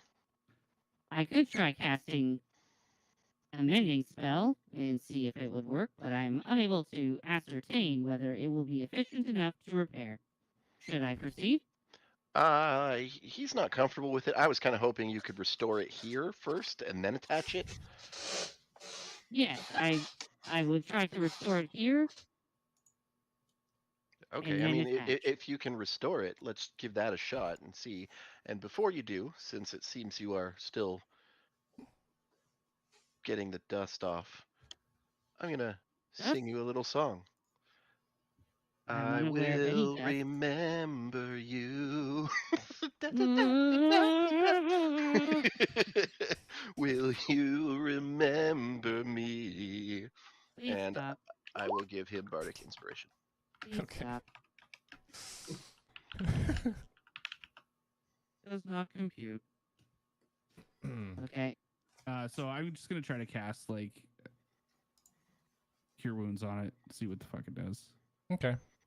So Cure Wounds has no effect. It's just kind of accelerated decay to a point where healing's not affecting it. Okay. The leg is dead. Okay, well, thank you for trying. It should be disposed of. Wait a minute. He didn't have the Waiting? flower. I had the flower. He gave it to me to put in the bag of holding. And I remember that right now. So I stick my hand in, and I think of the flower in the bag of infinity, and I pull it out. Okay, you have the purple flower that Atlas gave you in your hand. Atlas, take this, please. I hold it. Okay, hold the flower. How long would you like me to hold on to this for? And what is its purpose? It's actually yours. I do not have any belongings. Well, this actually does belong to you. It was left for you by your father. Well, I guess I would say creator. I don't know that he called him father.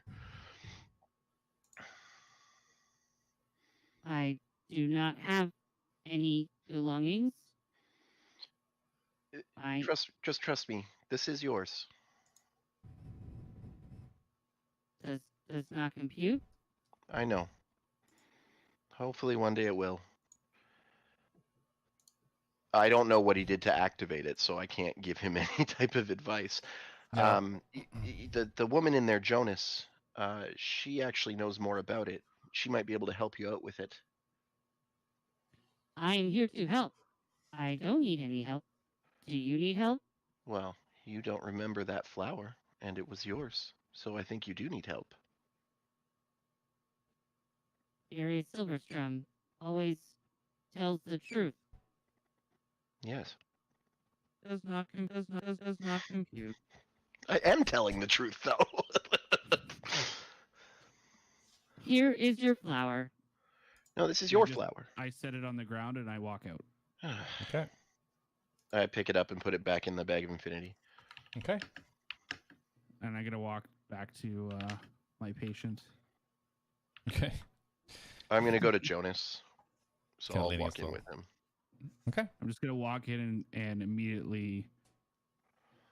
Your leg is irreparable. You will now live a handicapped life going forward. If you need any help or need to speak upon how to live this life, I can happy to assist and provide comfort and tips and tricks to operate with one appendage that is a leg.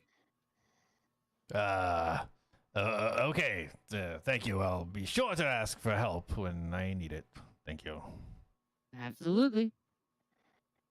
And I just go walk over to the corner, turn, and then just kind of just stare.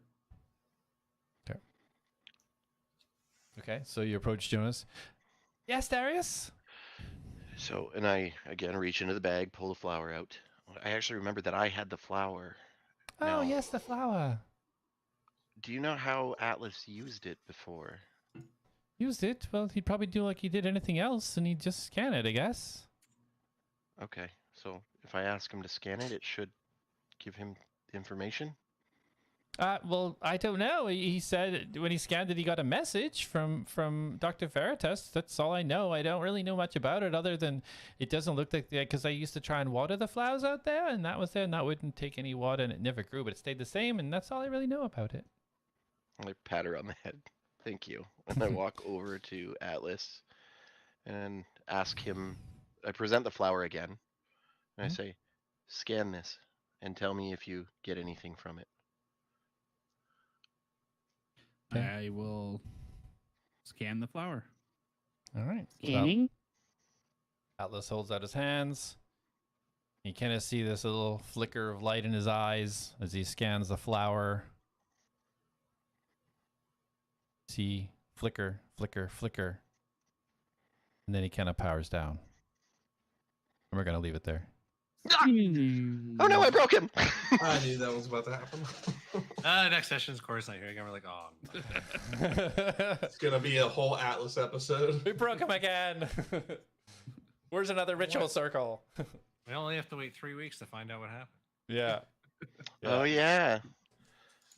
Yeah, next week's the start of the one shot, so the one shot will last 2 weeks. It will last 2 weeks. I want Just to a open a one-shot? shop. It will not be any longer. Yeah, awesome session, guys. Thanks so much. Yay. It's good to have half an Atlas back. Yay. The At-Lads. Yeah, Coming to oh the my rescue. God. Atlas. Yeah, well that Yeah. name is useless now because Nope. you're not you. We're keeping the fucking name now. I'm not losing it. I like the name. I just I said At-Last holes. yeah, and I was like, I don't know if your brother will go for that. I liked jack offs. That made me die laughing. Oh my God, the jack offs. That is good. I kind of like that. I just don't want your name to be in the title. Yeah. All right. Thanks so much, guys. right. Good session. Yeah, See you guys next absolutely. We'll see you in the next session. Bye. So Ryan, enjoy your 2 weeks off. Yes. Enjoy I your w- vacay. I will. Thanks. Enjoy. All right. See you guys. Bye. So yeah. All right, guys. Thanks for watching. Thanks for tuning in. Hope you enjoyed the episode. We'll be back next week. We're doing a one shot that's going to last 2 weeks.